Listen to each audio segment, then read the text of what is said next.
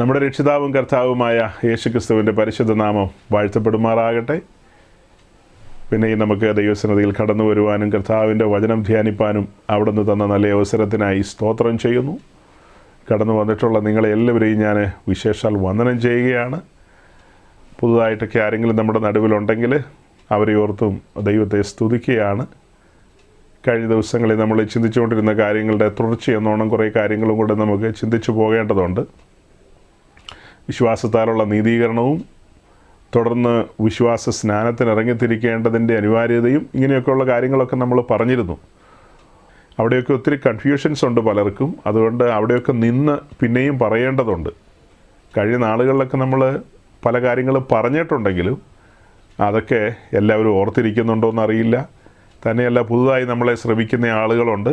അങ്ങനെയുള്ള പ്രിയപ്പെട്ടവർക്കൊക്കെ പ്രയോജനപ്പെടാൻ വേണ്ടി കുറച്ച് കാര്യങ്ങൾ പറയേണ്ടതുണ്ട്. അപ്പോൾ നമ്മൾ ആ വിഷയത്തിലേക്കെല്ലാം പറഞ്ഞ് പോകുന്നതിന് മുൻപ് ഞാൻ ഒന്ന് രണ്ട് കാര്യങ്ങൾ ആമുഖമായി ഒന്ന് പറയട്ടെ. അതായത്, ഇന്നലത്തെ ദിവസമാണ് മലയാളക്കരയിലുള്ള മലയാളികളും ആഗോള വ്യാപകമായിട്ടുള്ള പ്രവാസികളായ മലയാളികളെല്ലാം ഓണം ആഘോഷിച്ചത്. അതിൻ്റെ ഒരു ആലസ്യം പേറുന്ന ദിവസമാണ് ഇന്ന്. കഴിഞ്ഞ നാളുകളിലൊക്കെ ഇങ്ങനെയുള്ള ഫെസ്റ്റിവലൊക്കെ വരുമ്പോൾ അതിനോടനുബന്ധിച്ച് ഈ പാസ്റ്റേഴ്സൊക്കെ പല കാര്യങ്ങളും പറയുന്നത് കേട്ടിട്ടുണ്ട്. ഈ തവണത്തെ ഈ ഓണവും കാര്യങ്ങളൊക്കെ വന്നപ്പോൾ ഞാനായിട്ട് ഒരക്ഷരവും അതിനെക്കുറിച്ചൊന്നും പറയാൻ പോയില്ല. എന്നാൽ ഏതൊക്കെയോ ദൈവദാസന്മാർ ഇത്തരം കാര്യങ്ങളുമായി ബന്ധപ്പെട്ടൊക്കെ സംസാരിച്ച വീഡിയോസ്, പഴയതാണോ പുതിയതാണോ എന്നൊന്നും അറിയില്ല, അതൊക്കെ ഇങ്ങനെ സോഷ്യൽ മീഡിയയിലൂടെ കടന്നു വരുമ്പോൾ അതിൻ്റെ അടിയിലൊക്കെ ആളുകൾ കമൻ്റ് എഴുതിയിരിക്കുന്നത്, എൻ്റെ കർത്താവേ, പുളിച്ച തെറിയെന്ന് വേണേൽ പറയാം. അങ്ങനത്തെ സൈസ് കാര്യങ്ങളാണ് ആളുകൾ എഴുതി പിടിപ്പിച്ച് വെച്ചിരിക്കുന്നത്. ഇവന്മാർ എവിടെ നിന്ന് വന്നവന്മാരാണ് ഇവന്മാർ എന്തായി പറയുന്നത്? ഒരു സാഹോദര്യമോ മനുഷ്യത്വമോ മതേതരത്വമോ യാതൊന്നുമില്ലാത്ത ഏതോ നൂറ്റാണ്ടിൽ ജീവിക്കുന്ന ആളുകളെന്നുള്ള നിലയിലാണ് ആളുകൾ ഇതിനെക്കുറിച്ചൊക്കെ പറയുന്നത്. പട്ടത്തെ സഭകളിലെ പുരോഹിതന്മാർ ഇതിനെക്കുറിച്ച് അനുകൂലിച്ചും പ്രതികൂലിച്ചും ഒക്കെ പറഞ്ഞിട്ടുണ്ട്. പലതരം വീഡിയോസൊക്കെ ഉണ്ട്. ഞാനിതൊന്നും കേൾക്കാൻ പോയിട്ടില്ല, ഇതൊന്നും കേട്ടിട്ടും വലിയ കാര്യമൊന്നുമില്ല. കഴിഞ്ഞ കാലങ്ങളിൽ ഇങ്ങനെയുള്ള കാര്യങ്ങളൊക്കെ പറയുമ്പോൾ നാമധേയ ക്രൈസ്തവ ലോകത്തുള്ള വ്യക്തികൾ ഭയങ്കരമായിട്ട് അതിനെ എതിർക്കാനായിട്ട് വരുമായിരുന്നു.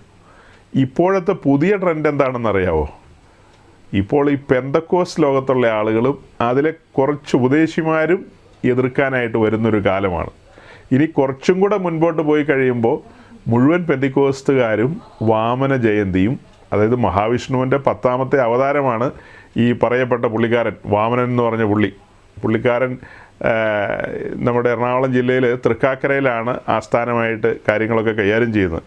അവിടെ അദ്ദേഹത്തിന് ലഭിക്കേണ്ടതായ സ്തുതിയും സ്തോത്രവും ആരാധനയും ബഹുമാനവും ഒക്കെ ആളുകൾ ഈ പറയപ്പെട്ട ദിവസം കൊടുക്കും. അവിടെ വലിയ ഓണസദ്യയുണ്ട്. ആ സദ്യക്ക് നമ്മുടെ ഭരണാധികാരികളെ ഒട്ടുമുക്കാൽ ആളുകളും അവിടെ കടന്നു വരും. ദേശത്തെ പ്രമുഖരും പൗരപ്രമുഖരും പള്ളിയിലച്ചന്മാരൊക്കെ വരുമെന്നാണ് എൻ്റെ ഒരു ചിന്ത. അപ്പോൾ അങ്ങനെ എല്ലാവരും കൂടെ കൂടി വാമന ജയന്തി ആഘോഷിക്കുകയും, പിന്നെ അതിനിടയ്ക്ക് മറ്റേ പുള്ളിക്കാരൻ നേരത്തെ നന്നായിട്ട് ഭരിച്ചുകൊണ്ടിരുന്നെന്ന് പറഞ്ഞല്ലോ, പുള്ളീനെ ചവിട്ടി താഴ്ത്തിയ കാര്യം ആൾക്കാരിടയ്ക്ക് പറയും. മൊത്തത്തിൽ ചില മിത്തുകളും കാര്യങ്ങളും ഒക്കെ ആയിട്ട് ഇത് കെങ്കേമമായിട്ട് ആഘോഷിക്കുകയാണ്. ഈ ആഘോഷത്തിലൊക്കെ ഒഴിച്ചുകൂടാനാവാത്തതും ആഘോഷത്തിൻ്റെ തനിമ നിലനിർത്തുന്നതുമായൊരു ഘടകമുണ്ട്.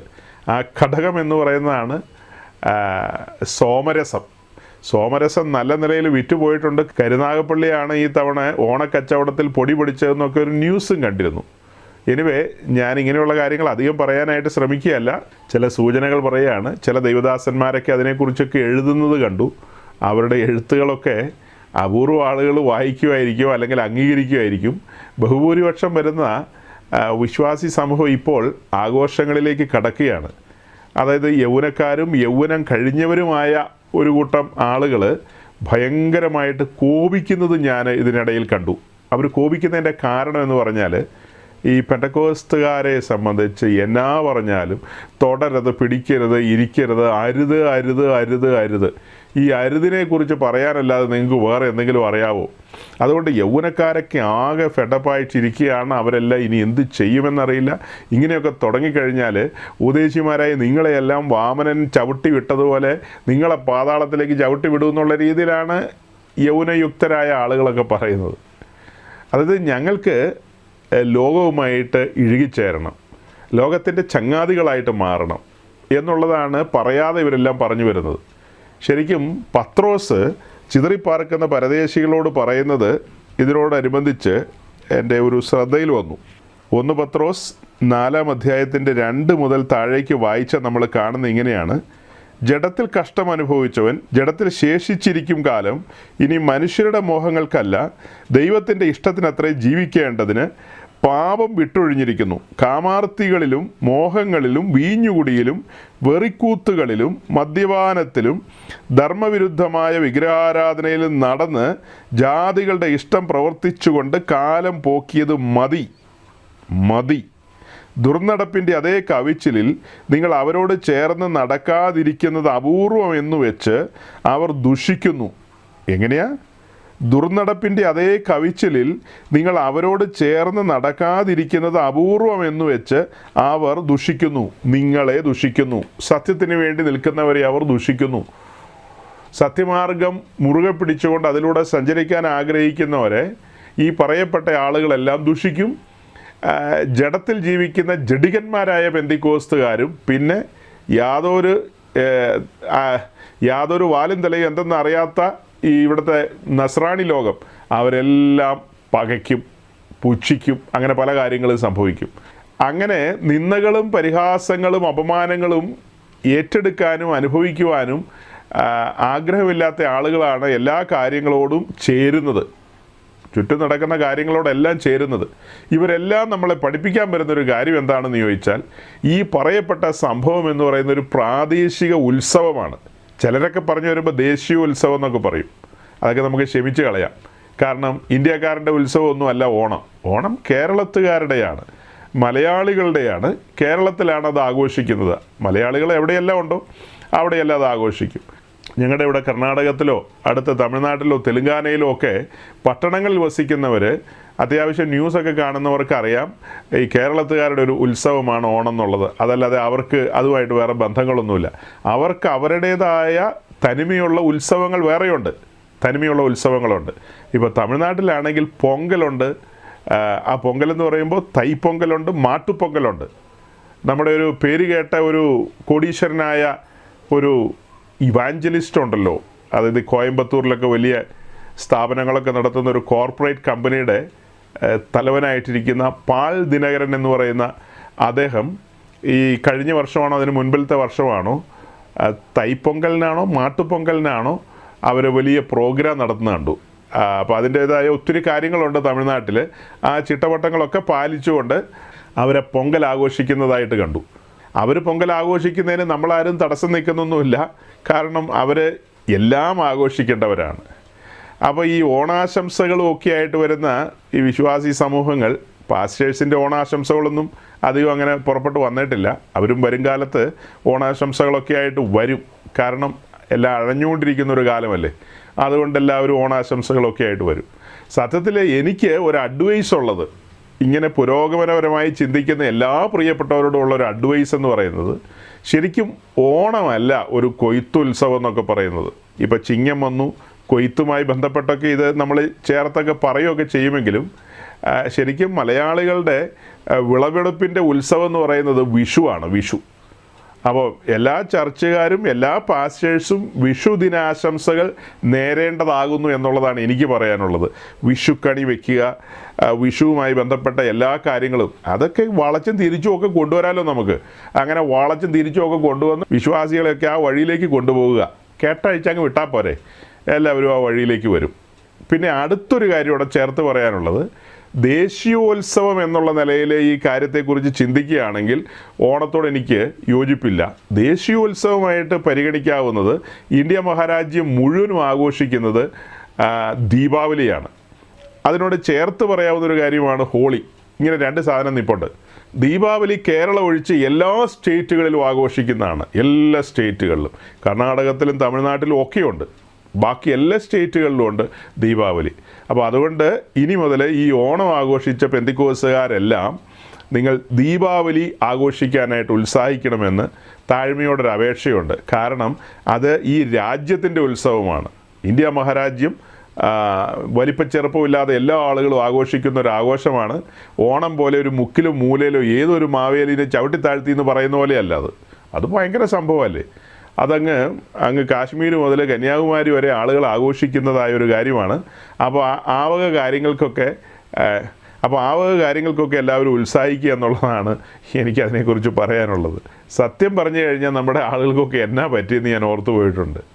വളരെ ക്ലിയർ കട്ടായിട്ട് നമുക്ക് മനസ്സിലാക്കാവുന്നൊരു കാര്യമാണ്, ഹൈന്ദവ വിശ്വാസം അനുസരിച്ച് മഹാവിഷ്ണുവിൻ്റെ ഒരു അവതാരമാണ് വാമനനെന്നും അദ്ദേഹം വന്നിട്ട് നന്നായിട്ട് ഭരിച്ചുകൊണ്ടിരുന്ന അസുരനെ മാവേലിനെ ചവിട്ടി താഴ്ത്തി എന്നൊക്കെ പറയുന്ന ഐതിഹ്യം, അത് നമ്മൾ എന്തിനു വിശ്വസിക്കുന്നു?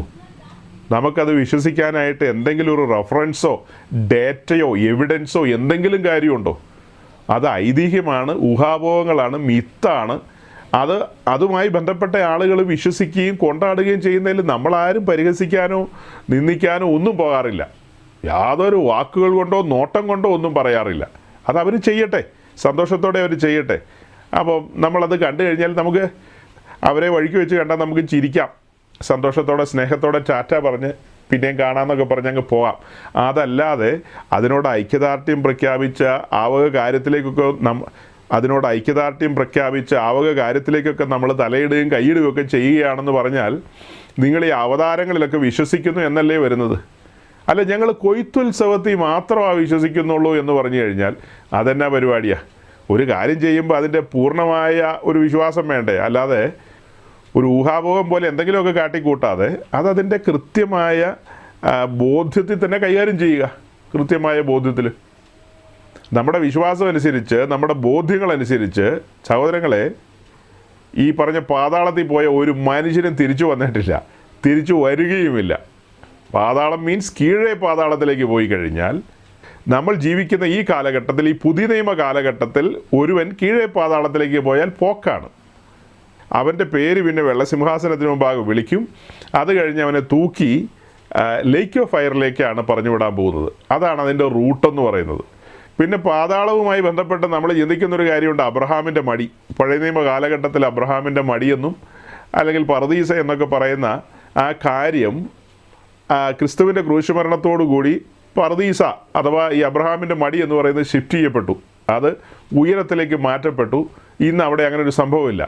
അപ്പോൾ ഈ ക്ഷേമത്തോടെ ഭരിച്ച മാവേലി എന്ന് പറയുന്ന മനുഷ്യൻ അങ്ങനെ അബ്രഹാമിൻ്റെ മടിയിലെങ്ങാനും ഉണ്ടായിരുന്നെങ്കിൽ, എൻ്റെ പൊന്നെ, ഇത് ആരോടും പോയി പറഞ്ഞേക്കരുത് കേട്ടോ, എങ്ങാനും അവിടെ ഉണ്ടായിരുന്നെങ്കിൽ പുള്ളി ഷിഫ്റ്റ് ചെയ്യപ്പെട്ട് ഉയരത്തിലേക്ക് പോയിട്ടുണ്ടാവും. പുള്ളിക്ക് കൂടെ ഈ ഓണ ദിവസം കേരളത്തിൽ വരാനായിട്ടുള്ള പെർമിറ്റൊന്നുമില്ല. പിന്നെ വേറൊന്നുണ്ട് കേട്ടോ, എപ്പിസ്കോപ്പൽ സമൂഹത്തിൽപ്പെട്ട പ്രിയപ്പെട്ടവരുടെ വിശ്വാസം അനുസരിച്ച് അവർ വിശ്വസിക്കുന്ന, അതായത് പട്ടത്തെ സഭകൾ അവർ വിശ്വസിക്കുന്നതിനനുസരിച്ച് നമ്മൾ ചിന്തിച്ചു കഴിഞ്ഞാൽ മരിച്ചുപോയ ആത്മാക്കളെല്ലാം അവരുടെ എല്ലാ കാര്യപരിപാടിയിലും സന്നിഹിതരാണ്. കുർബാനയിൽ സന്നിഹിതരാണ്, വീട്ടിൽ സന്നിഹിതരാണ്, എല്ലാ കാര്യത്തിലും അവർ സന്നിഹിതരാണ്. അവരുമായി ബന്ധപ്പെട്ട ആണ്ടോടാണ്ടുള്ള കാര്യങ്ങൾ, അവിടെയുള്ള പ്രോഗ്രാംസൊക്കെ ഉണ്ടല്ലോ, ആ പ്രോഗ്രാംസിലൊക്കെ അവർ സന്നിഹിതരാകും. അവർക്ക് ഇഷ്ടമുള്ളതൊക്കെ, ഇപ്പോൾ ഹൈന്ദവ വിശ്വാസം അനുസരിച്ചാണെങ്കിൽ അവർക്ക് ഇഷ്ടമുള്ളതൊക്കെ അവിടെ വയ്ക്കും.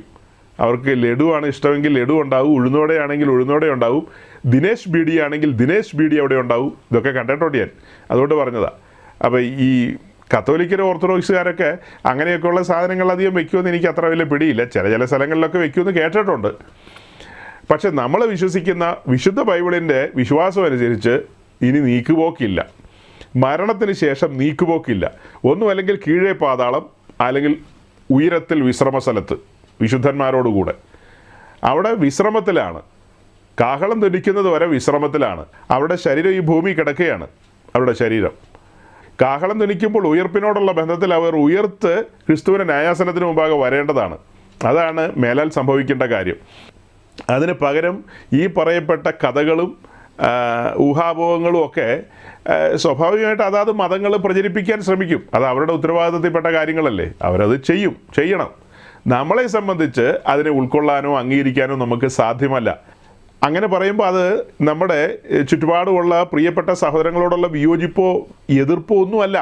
നമുക്ക് അവരോടൊന്നും ഒരു എതിർപ്പുമില്ല, ആരോടും എതിർപ്പില്ല. ഈ പറയപ്പെട്ട കാര്യങ്ങളെ നമുക്ക് ഉൾക്കൊള്ളാൻ കഴിയില്ല, അംഗീകരിക്കാൻ കഴിയില്ല. കാരണം അതിന് സാധുതയില്ല, എവിഡൻസുകളൊന്നുമില്ല. അപ്പോൾ ചോദിക്കും, നിങ്ങൾ പറയുന്ന കാര്യത്തിനൊക്കെ എവിഡൻസ് ഉണ്ടോ എന്ന് ചോദിച്ചാൽ യെസ്, നമ്മുടെ കയ്യിൽ ഡേറ്റയുണ്ടെന്നേ. വിശുദ്ധ തിരുവെഴുത്തിൽ പറയപ്പെട്ട കാര്യങ്ങളുമായി ബന്ധപ്പെട്ടല്ലേ നമ്മൾ സംസാരിക്കുന്നത്. അല്ലാതെ എവിടെന്നെങ്കിലും നമ്മളൊരു കാര്യം പറയുന്നില്ലല്ലോ. ഊഹാപോഹങ്ങളൊന്നും നമ്മളും പറയുന്നില്ല.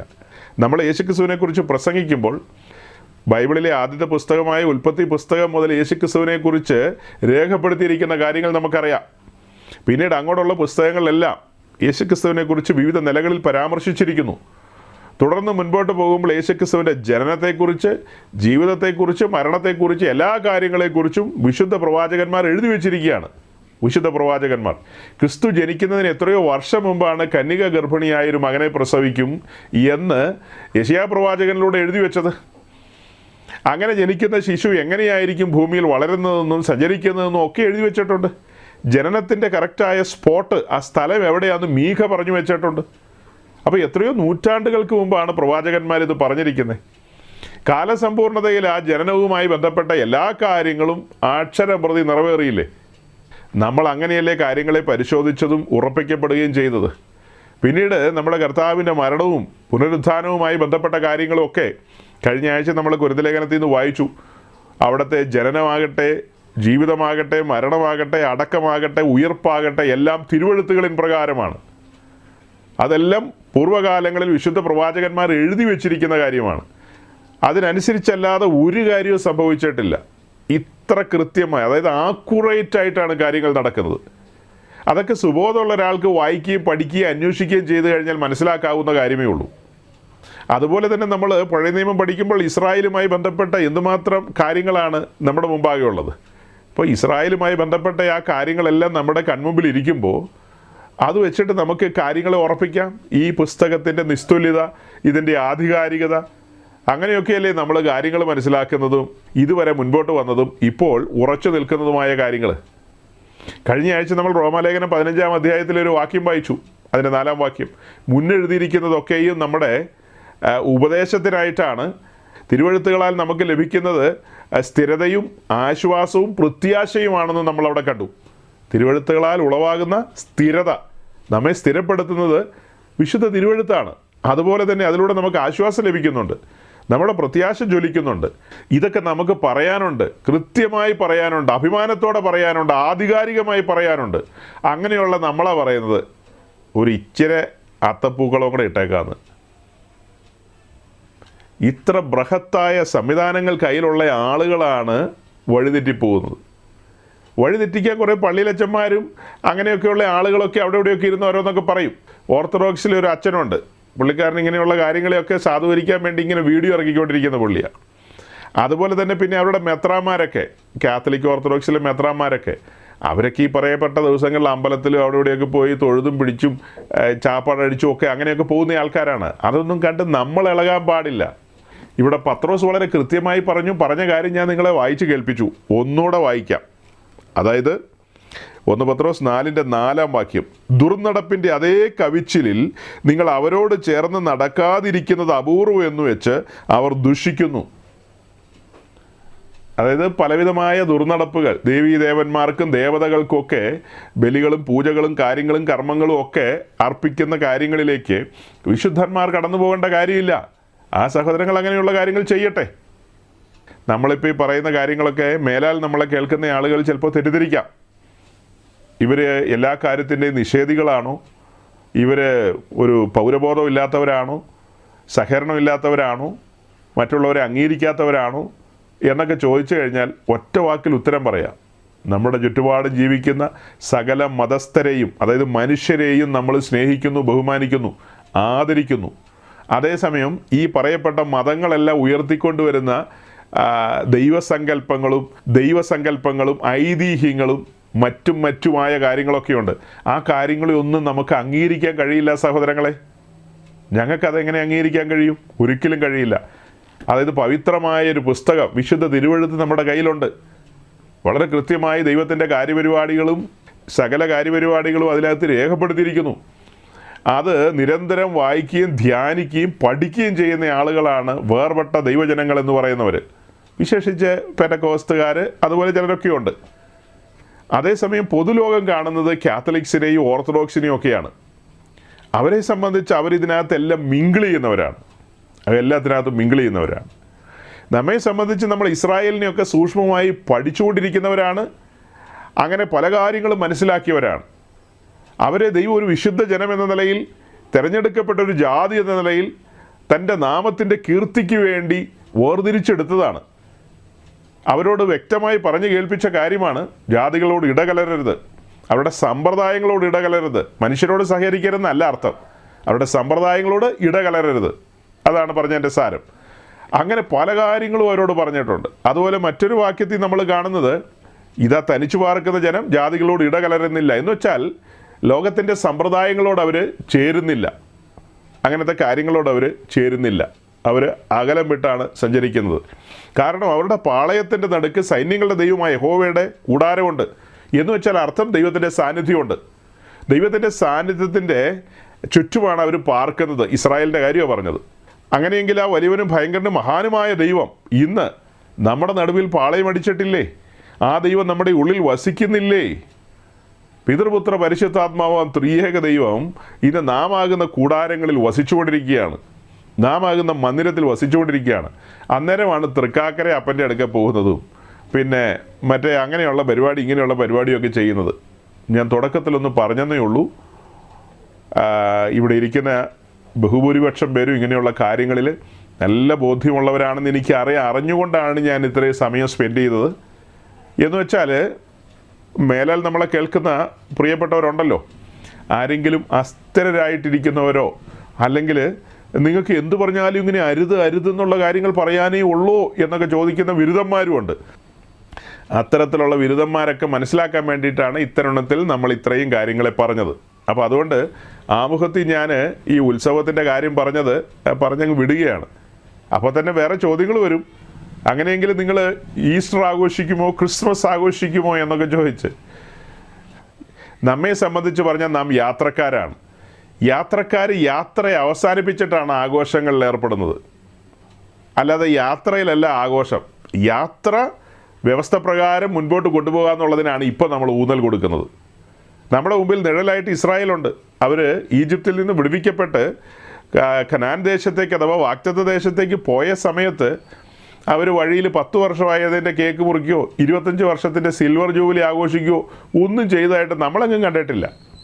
അവരങ്ങനെ പോയ വഴിക്ക് മോവാബ് ദേശത്ത് ചെന്നു, അമോനിയരുടെ ദേശത്ത് ചെന്നു. അവിടുത്തെ ഗവർണറെ വിളിച്ചിട്ടോ അല്ലെങ്കിൽ അവിടുത്തെ പട്ടാള മേധാവിയെ വിളിച്ചിട്ട്, ഇന്നത്തെ ഞങ്ങളുടെ ഈ പ്രോഗ്രാമിൽ ഒരു കേക്ക് മുറിക്കുന്നുണ്ട്, മോവാബി രാജാവ് വന്ന് കേക്ക് മുറിക്കണം, പിന്നെ അമോന്യ രാജാവ് ഒരു ആശംസാ പ്രസംഗം, ഞങ്ങൾ പുറപ്പെട്ടിട്ട് 25 കൊല്ലമായല്ലോ എന്നൊന്നും അവരാരും പറഞ്ഞുമില്ല, ചെയ്തുമില്ല. അപ്പോൾ നമ്മളെ സംബന്ധിച്ച് നമ്മൾ യാത്രക്കാരാണ്. വളരെ ലളിതമായ കാര്യങ്ങളാണ് കേട്ടോ ഞാനീ പറയുന്നത്, സിമ്പിളായ കാര്യങ്ങളാണ്. ഇപ്പം നിങ്ങളിൽ പലർക്കും തോന്നും, അയ്യോ ഇത്രയും സിമ്പിളായ കാര്യമൊക്കെയാണോ പറയുന്നതെന്ന്. ഈ സിമ്പിൾ പോലും വലിയ പങ്കിനും മനസ്സിലാകുന്നില്ല. ഇത് വലിയ സിമ്പിളാണെന്നാണല്ലോ പറഞ്ഞത്. ഈ സിമ്പിൾ പോലും വലിയ പങ്കിനും പിടികിട്ടുന്നില്ലെന്നേ, മനസ്സിലാകുന്നില്ല. അപ്പോൾ അതുകൊണ്ടാണ് ഇടയ്ക്കിടയ്ക്ക് ഇതൊക്കെ പറയേണ്ടിയ സാഹചര്യം വരുന്നത്. നമ്മളെ സംബന്ധിച്ച് ഈ പറയപ്പെട്ട നിലയിലുള്ള ഉത്സവങ്ങൾക്കൊന്നും നമ്മൾ പങ്കെടുക്കാറില്ല, ഇടപെടാറില്ല. വചനത്തിൻ്റെ വ്യക്തമായ ബോധ്യങ്ങൾ നമ്മുടെ മുമ്പിലുണ്ട്. പലപ്പോഴും ആളുകൾ ചോദിക്കുന്ന ചോദ്യം, നമുക്ക് പെസഹായൊക്കെ ആഘോഷിക്കണ്ടേ, ഈസ്റ്ററൊക്കെ ആഘോഷിക്കണ്ടേ എന്നൊക്കെ. ഇപ്പോൾ പുതുതായിട്ടൊക്കെ വിശ്വാസ വഴിയിലേക്ക് വരുന്ന സഹോദരങ്ങളൊക്കെ ഉണ്ട്. അങ്ങനെയുള്ള പ്രിയപ്പെട്ടവർക്കൊക്കെ സ്വാഭാവികമായി ഇത്തരം സംശയങ്ങളൊക്കെ വരാം. അതിനെ ഒറ്റ വാക്കിൽ ഞാൻ ഇങ്ങനെ പറയാം, ഇസ്രായേലിൻ്റെ 7 ഉത്സവങ്ങൾ എന്ന് പറയുന്നൊരു വിഷയം പഠിക്കേണ്ടതുണ്ട്. ഞാൻ നമ്മുടെ സൺഡേ മീറ്റിങ്ങിൽ ഒരിക്കൽ പറഞ്ഞിരുന്നു, ഇനിയൊരു സമയം വരുമ്പോൾ, സാവകാശം വരുമ്പോൾ ആ 7 ഉത്സവങ്ങളെയും നമുക്ക് അടുത്ത് നിന്നൊന്ന് കാണാം, പഠിക്കാം, മനസ്സിലാക്കാം, ധ്യാനിക്കാമെന്ന് പറഞ്ഞിരുന്നു. അതിനൊരു സാവകാശം വന്നില്ല. അപ്പോൾ അത് വിശദമായി നമ്മൾ പഠിക്കുമ്പോൾ ഈ കാര്യത്തിലൊക്കെ നമുക്ക് ക്ലാരിറ്റി കിട്ടും, നല്ല ബോധ്യങ്ങളെ ലഭിക്കും. ഞാൻ ചുരുക്കി ഇങ്ങനെ പറഞ്ഞു വിടാം. അതായത് നമ്മൾ രക്ഷിക്കപ്പെടുമ്പോൾ നമ്മുടെ ജീവിതത്തിൽ പെസഹ എന്ന പെരുന്നാൾ സംഭവിക്കുകയാണ്. പെസഹ പെരുന്നാളാണ് സംഭവിക്കുന്നത്. നമ്മുടെ രക്ഷയിൽ പെസഹ പെരുന്നാളാണ് സംഭവിക്കുന്നത്. തൊട്ടടുത്ത പെരുന്നാളെന്ന് പറയുന്നതാണ്, അഥവാ ഉത്സവം എന്ന് പറയുന്നതാണ് പുളിപ്പില്ലാത്ത അപ്പത്തിൻ്റെ ഉത്സവം. ആ പുളിപ്പില്ലാത്ത അപ്പത്തിൻ്റെ ഉത്സവം എന്ന് പറയുന്നത് നമ്മുടെ ജീവിതത്തിൽ തുടർമാനമായി സംഭവിച്ചുകൊണ്ടിരിക്കുന്ന കാര്യമാണ്. അതിൻ്റെ വിശദാംശങ്ങളൊക്കെ നമ്മൾ പറഞ്ഞിട്ടുള്ളതാണ്, പിന്നാലെ പറയാം. ഇപ്പോൾ ഇത്രയേ ഉള്ളൂ, ഓടിച്ചു പറയുകയാണ്. അടുത്ത ഉത്സവം എന്ന് പറയുന്നത് പുളിപ്പില്ലാത്ത അപ്പത്തിൻ്റെ ഉത്സവമാണ്. അത് വിശുദ്ധ ജീവിതത്തെയാണ് കാണിക്കുന്നത്. നമ്മൾ രക്ഷിക്കപ്പെട്ട സമയം മുതൽ മരണം വരെ, അല്ലെങ്കിൽ കാഹളം ധ്വനിക്കുന്നവരെ വിശുദ്ധ ജീവിതം സൂക്ഷിക്കണം, വിശുദ്ധിക്ക് പ്രാധാന്യം കൊടുക്കണം. ഞാൻ വിശുദ്ധനാകൊണ്ട് നിങ്ങൾ വിശുദ്ധനായിരിപ്പിൻ എന്ന് പറഞ്ഞൊരു ദൈവത്തെ നമ്മൾ സേവിക്കുന്നത്. നമ്മുടെ ജീവിതത്തിൽ പുളിപ്പില്ലാത്ത അപ്പത്തിൻ്റെ ഉത്സവം എന്ന് പറയുന്നത് തുടർമാനമായി സംഭവിച്ചുകൊണ്ടിരിക്കുകയാണ്. അടുത്തത് ആദിപലക്കറ്റയുടെ ഉത്സവമാണ്. ആദിപലക്കറ്റയുടെ ഉത്സവം നമ്മൾ വിശ്വാസ സ്നാനത്തിന് ഇറങ്ങിത്തിരിക്കുമ്പോൾ ആദിപലക്കറ്റയുടെ ഉത്സവം നടക്കുകയാണ്. യേശുക്രിസ്തുവിൻ്റെ ഉയർപ്പുമായി ബന്ധപ്പെട്ടാണ് നമ്മൾ ആ കാര്യത്തെ പരിഗണിക്കുന്നതും അതിനെ അവതരിപ്പിക്കുന്നതുമായ കാര്യം. അത് നമ്മുടെ ജീവിതത്തിൽ ആ പുനരുദ്ധാനത്തിൻ്റെ ശക്തി നമ്മൾ അനുഭവിക്കുന്നത് നമ്മുടെ വിശ്വാസ സ്നാനത്തോടുള്ള ബന്ധത്തിലാണ്. വിശ്വാസത്താൽ നീതീകരിക്കപ്പെട്ടു വരുന്ന നമ്മുടെ ജീവിതത്തിൽ പെസഹ സംഭവിക്കുകയാണ്. പിന്നീട് നാം വിശുദ്ധ ജീവിതത്തിലൂടെ മുൻപോട്ട് പോവുകയാണ്. അതിനിടയിൽ തന്നെയാണ് വിശ്വാസ സ്നാനത്തിന് ഇറങ്ങിത്തിരിക്കുന്നത്. അവിടെയാണ് ആദ്യപലക്കറ്റയുടെ ഉത്സവം നടക്കുന്നത്. നമ്മൾ ആദ്യപലക്കറ്റയൊന്നും ചോദിച്ചുകൊണ്ട് നടക്കുന്നില്ല. അതിനൊക്കെ ആത്മീയ അർത്ഥങ്ങൾ കാണുന്ന ആളുകളാണ് നമ്മൾ. പെസഹായെക്കുറിച്ച് വളരെ ഡെപ്തിൽ നമ്മൾ സംസാരിച്ചിട്ടുണ്ട്. നമ്മുടെ പ്രിയപ്പെട്ടവർക്ക് എല്ലാം അറിയാം. പെസഹായിലെ ആഴമേറിയ വിഷയമെന്ന് പറയുന്നത് ഒരു മരണമാണ്. ഇസ്രായേലിൻ്റെ നടുവിലൂടെ സംഹാരകൻ കടന്നുപോയപ്പോൾ പെസഹ കുഞ്ഞാടിനെ അറുത്ത്, അതായത് ഒരു മരണം അവിടെ സംഭവിച്ചു. ആ മരണത്തിലൂടെ ഇസ്രായേലിന് സംഹാരകനിൽ നിന്ന് വിടുതൽ ലഭിക്കുകയാണ്. അപ്പോൾ അങ്ങനെ ഒരു വിടുതലിൻ്റെ ദിവസവും ഒക്കെ ആയിട്ടാണ് നമ്മളതിനെ പരിഗണിക്കുന്നത്. അപ്പം നമ്മുടെ ജീവിതത്തിൽ ഈ ഉത്സവങ്ങളൊക്കെ നടന്നുകൊണ്ടിരിക്കുകയല്ലേ. തുടർന്നുള്ള കാര്യങ്ങളൊക്കെ പിന്നാലെ എപ്പോഴെങ്കിലും ഞാൻ വിശദീകരിക്കാം. അപ്പോൾ ഇതിനകത്തെല്ലാം നമുക്ക് ബോധ്യങ്ങളുണ്ടെന്ന് നമ്മുടെ കേൾവിക്കാരെ, അതായത് പിന്നീടൊക്കെ കേൾക്കുന്നവരുണ്ടല്ലോ, അവരെയൊക്കെ ഒന്ന് ബോധ്യപ്പെടുത്താൻ വേണ്ടി പറഞ്ഞതാണ്. നിങ്ങളിൽ ബഹുഭൂരിപക്ഷം പേര് ഇതൊക്കെ കേട്ടിട്ടുള്ളവരായതുകൊണ്ടാണ് ഞാൻ വിശദീകരണത്തിലേക്ക് പോകാത്തത്.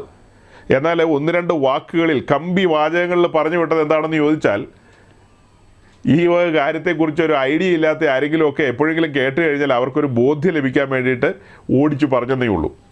അപ്പോൾ ആ ഭാഗം ഞാൻ അങ്ങനെ അങ്ങ് വിടുകയാണ്. അപ്പോൾ ഉത്സവങ്ങളൊക്കെ നമ്മുടെ ജീവിതത്തിൽ സംഭവിച്ചിട്ടുണ്ട്. നമ്മളിപ്പോഴും ഒരു ഉത്സവത്തിലാണ്. വിശുദ്ധിയുമായി ബന്ധപ്പെട്ട് നമ്മളങ്ങനെ പോയിക്കൊണ്ടിരിക്കുകയാണ്. ആ വിശുദ്ധിയിൽ തന്നെ നിലനിൽക്കേണ്ടതുണ്ട്. ആ ഉത്സവം അഥവാ ആ തിരുനാൾ നമ്മളെപ്പോഴും ആഘോഷിച്ചുകൊണ്ടിരിക്കുകയാണ്. അങ്ങനെയുള്ള നമ്മൾ വേറെ പടക്കം മേടിച്ച് പൊട്ടിക്കുന്നില്ലെന്നേ ഉള്ളൂ. ശിവകാശിക്കാരൻ്റെ പടക്കം മേടിച്ച് ചുമ്മാ പൊട്ടിച്ച് കള്ളും കുടിച്ച് തലകുത്തി കാലും മേപ്പോട്ടാക്കി നിൽക്കുന്നില്ലെന്നേ ഉള്ളൂ. അങ്ങനെ നമ്മൾ നിൽക്കാത്തത് കൊണ്ട് അങ്ങനെ നിൽക്കുന്ന ആളുകളെല്ലാം അവർ നമ്മളെ നോക്കുമ്പോൾ കാണുന്നത് നമ്മൾ തലകുത്തി നിൽക്കുന്നതായിട്ട് അവർക്ക് തോന്നുന്നത്. അതാ പത്രോസ് പറയുന്നത് നിങ്ങൾ തലകുത്തി നിൽക്കാത്തത് കൊണ്ട് അവർ ചിലപ്പോൾ നിങ്ങളെ ദുഷിക്കും. അങ്ങനെ പറഞ്ഞത്. ദുർനടപ്പിൻ്റെ അതേ കവിച്ചിലിൽ നിങ്ങൾ അവരോട് ചേർന്ന് നടക്കാതിരിക്കുന്നത് അപൂർവം എന്ന് വെച്ച്, അതായത് അവർ തലകുത്തി നടക്കുമ്പോൾ നമ്മൾ നേരെ നിൽക്കുക. അപ്പോൾ അവരുടെ നോട്ടത്തിൽ എങ്ങനെയായിരിക്കും? നമ്മൾ തലകുത്തി നിൽക്കുന്നതായിട്ട് അവർക്ക് തോന്നുന്നത്. മനസ്സിലാക്കുക, നമ്മൾ ബോധ്യങ്ങളിലായിരിക്കണം. ഇവിടെയാണ് റോമാലേഖനം 15:4 കഴിഞ്ഞ ആഴ്ച പറഞ്ഞതിൻ്റെ പ്രസക്തി വരുന്നത്. എന്താ അതിൻ്റെ പ്രസക്തി? എന്നാൽ മുന്നെഴുതിയിരിക്കുന്നതൊക്കെയും നമ്മുടെ ഉപദേശത്തിനായിട്ട് നമുക്ക് തിരുവെഴുത്തുകളാൽ ഉളവാകുന്ന സ്ഥിരതയാലും ആശ്വാസത്താലും പ്രത്യാശ ഉണ്ടാകേണ്ടതിന് തന്നെ എഴുതിയിരിക്കുന്നു. അപ്പോൾ ഇപ്പം ഞാൻ പറഞ്ഞത് പഴയ നിയമവുമായി ബന്ധപ്പെട്ട കാര്യങ്ങളാണ്. പഴയ നിയമവുമായി ബന്ധപ്പെട്ട കാര്യങ്ങളും അതിൻ്റെ ആഴങ്ങളും അതിൻ്റെ ഗൗരവമൊന്നും ബഹുഭൂരിപക്ഷം പേർക്കും അറിയില്ല. കഴിഞ്ഞ ദിവസം ഒരു യൗവനക്കാരൻ എന്നെ വിളിച്ചു. അദ്ദേഹമായിട്ട് ഞാനിങ്ങനെ കുറേ സംസാരിച്ചു. അദ്ദേഹം ചില മെസ്സേജുകളൊക്കെ കേട്ടതിൻ്റെ വെളിച്ചത്തിലാണ് എന്നെ വിളിച്ചത്. അങ്ങനെ സംസാരിച്ചും പറഞ്ഞുമൊക്കെ വന്നു കഴിഞ്ഞപ്പോൾ അദ്ദേഹം ചില വിസ്മയങ്ങൾ എന്നോട് പറഞ്ഞു. അദ്ദേഹത്തിന് ഒത്തിരി സംശയങ്ങളുണ്ടായിരുന്നു. ആ സംശയങ്ങളുമായി ബന്ധപ്പെട്ട കാര്യങ്ങളൊക്കെ ആ മെസ്സേജുകളിലൂടെ ഒരളവിൽ അദ്ദേഹത്തിന് ബോധ്യം ലഭിച്ചു. ആ ഒരു സന്തോഷത്തിലാണ് വിളിക്കുകയും സംസാരിക്കുകയും പറയുകയൊക്കെ ചെയ്തത്. അപ്പം ഞാൻ അദ്ദേഹത്തോട് പറഞ്ഞു, നമ്മളെ ഈ മെസ്സേജുകളൊന്നും അങ്ങനെ അധികം ആളുകൾ കേട്ടിട്ടുള്ള മെസ്സേജുകളല്ല. ഒരളവിൽ ആളുകൾ കേൾക്കുന്നുണ്ടെന്നുള്ളതല്ലാതെ ആ കേൾക്കുന്നതിൽ തന്നെ 50 വയസ്സിന് മുകളിലുള്ള ആളുകളാണ് ഏറിയ പങ്കും കേൾക്കുന്നത്. പിന്നെ തൊട്ട് താഴെ 40 മുതൽ 50 വരെ വയസ്സ് പ്രായമുള്ള ആൾക്കാരും കേൾക്കുന്നുണ്ട്. 30 മുതൽ 40 വരെ നാമമാത്രമായിട്ട് ആൾക്കാർ കേൾക്കുന്നുണ്ട്. 20 മുതൽ 30 വരെ ആരും കേൾക്കുന്നില്ലെന്നുള്ളതാണ് നമ്മുടെ കയ്യിലുള്ള ചരിത്ര രേഖ നമ്മളോട് പറയുന്നത്. വല്ലവരുമൊക്കെ എവിടെയെങ്കിലും കേൾക്കുന്നുണ്ടോ എന്ന് ദൈവത്തിനറിയാം. ഏതായാലും യൂട്യൂബ് എന്ന് പറയുന്ന ആ സാധനം നമുക്ക് തരുന്ന ഫീഡ്ബാക്കിലൂടെ നമുക്ക് മനസ്സിലാകുന്നത് ഈ ഒരു 20 വയസ്സ് മുതൽ 30 വയസ്സ് വരെ ഒന്നും അധികം പേരൊന്നും കേൾക്കുന്നില്ലെന്നുള്ളതാണ്. അതായത് മുന്നെഴുതിയിരിക്കുന്ന കാര്യങ്ങളെയൊക്കെ അതിൻ്റെ ഗൗരവത്തിൽ പ്രസംഗിച്ചും പഠിപ്പിച്ചും കൊണ്ടുവന്ന് അടുത്ത തലമുറയെ വിശ്വാസത്തിൽ ഉറപ്പിക്കേണ്ടത് ശുശ്രൂഷകരുടെ ഉത്തരവാദിത്വമാണ്. പക്ഷേ ഈ തലമുറയിൽ ഈ പഴയ നിയമ ഭാഗങ്ങളൊക്കെ ഭൗതിക അനുഗ്രഹങ്ങൾക്കും നേരമ്പോക്കുകൾക്കും മറ്റു കാര്യങ്ങൾക്കൊക്കെ വേണ്ടിയിട്ടാണ് എടുത്തുകൊണ്ട് വരുന്നത്. അതല്ലാതെ വിശ്വാസത്തിൽ ഉറപ്പിക്കാനോ അവരുടെ പ്രത്യാശ വർദ്ധിപ്പിക്കുമാറ് അവരെ സ്ഥിരപ്പെടുത്തുമാറോ അങ്ങനെയുള്ള കാര്യങ്ങൾക്കൊന്നുമല്ല ഇത് കൊണ്ടുവരുന്നത്. ഞാൻ കഴിഞ്ഞ ദിവസങ്ങളിൽ പല സ്ഥലങ്ങളിലും പറഞ്ഞിരുന്നു, നിങ്ങളുടെ മധ്യത്തിലും പറഞ്ഞിട്ടുണ്ടെന്നുള്ളതാണ് എൻ്റെ ഒരു ബോധ്യം. ഇങ്ങനെയുള്ള ആഴമേറിയ കാര്യങ്ങളൊക്കെ അടുത്ത തലമുറ അന്വേഷിക്കുകയും പഠിക്കുകയും ചെയ്യേണ്ടതുണ്ട്. അടുത്ത തലമുറ ഇത് അന്വേഷിക്കുന്നില്ല, പഠിക്കുന്നില്ല.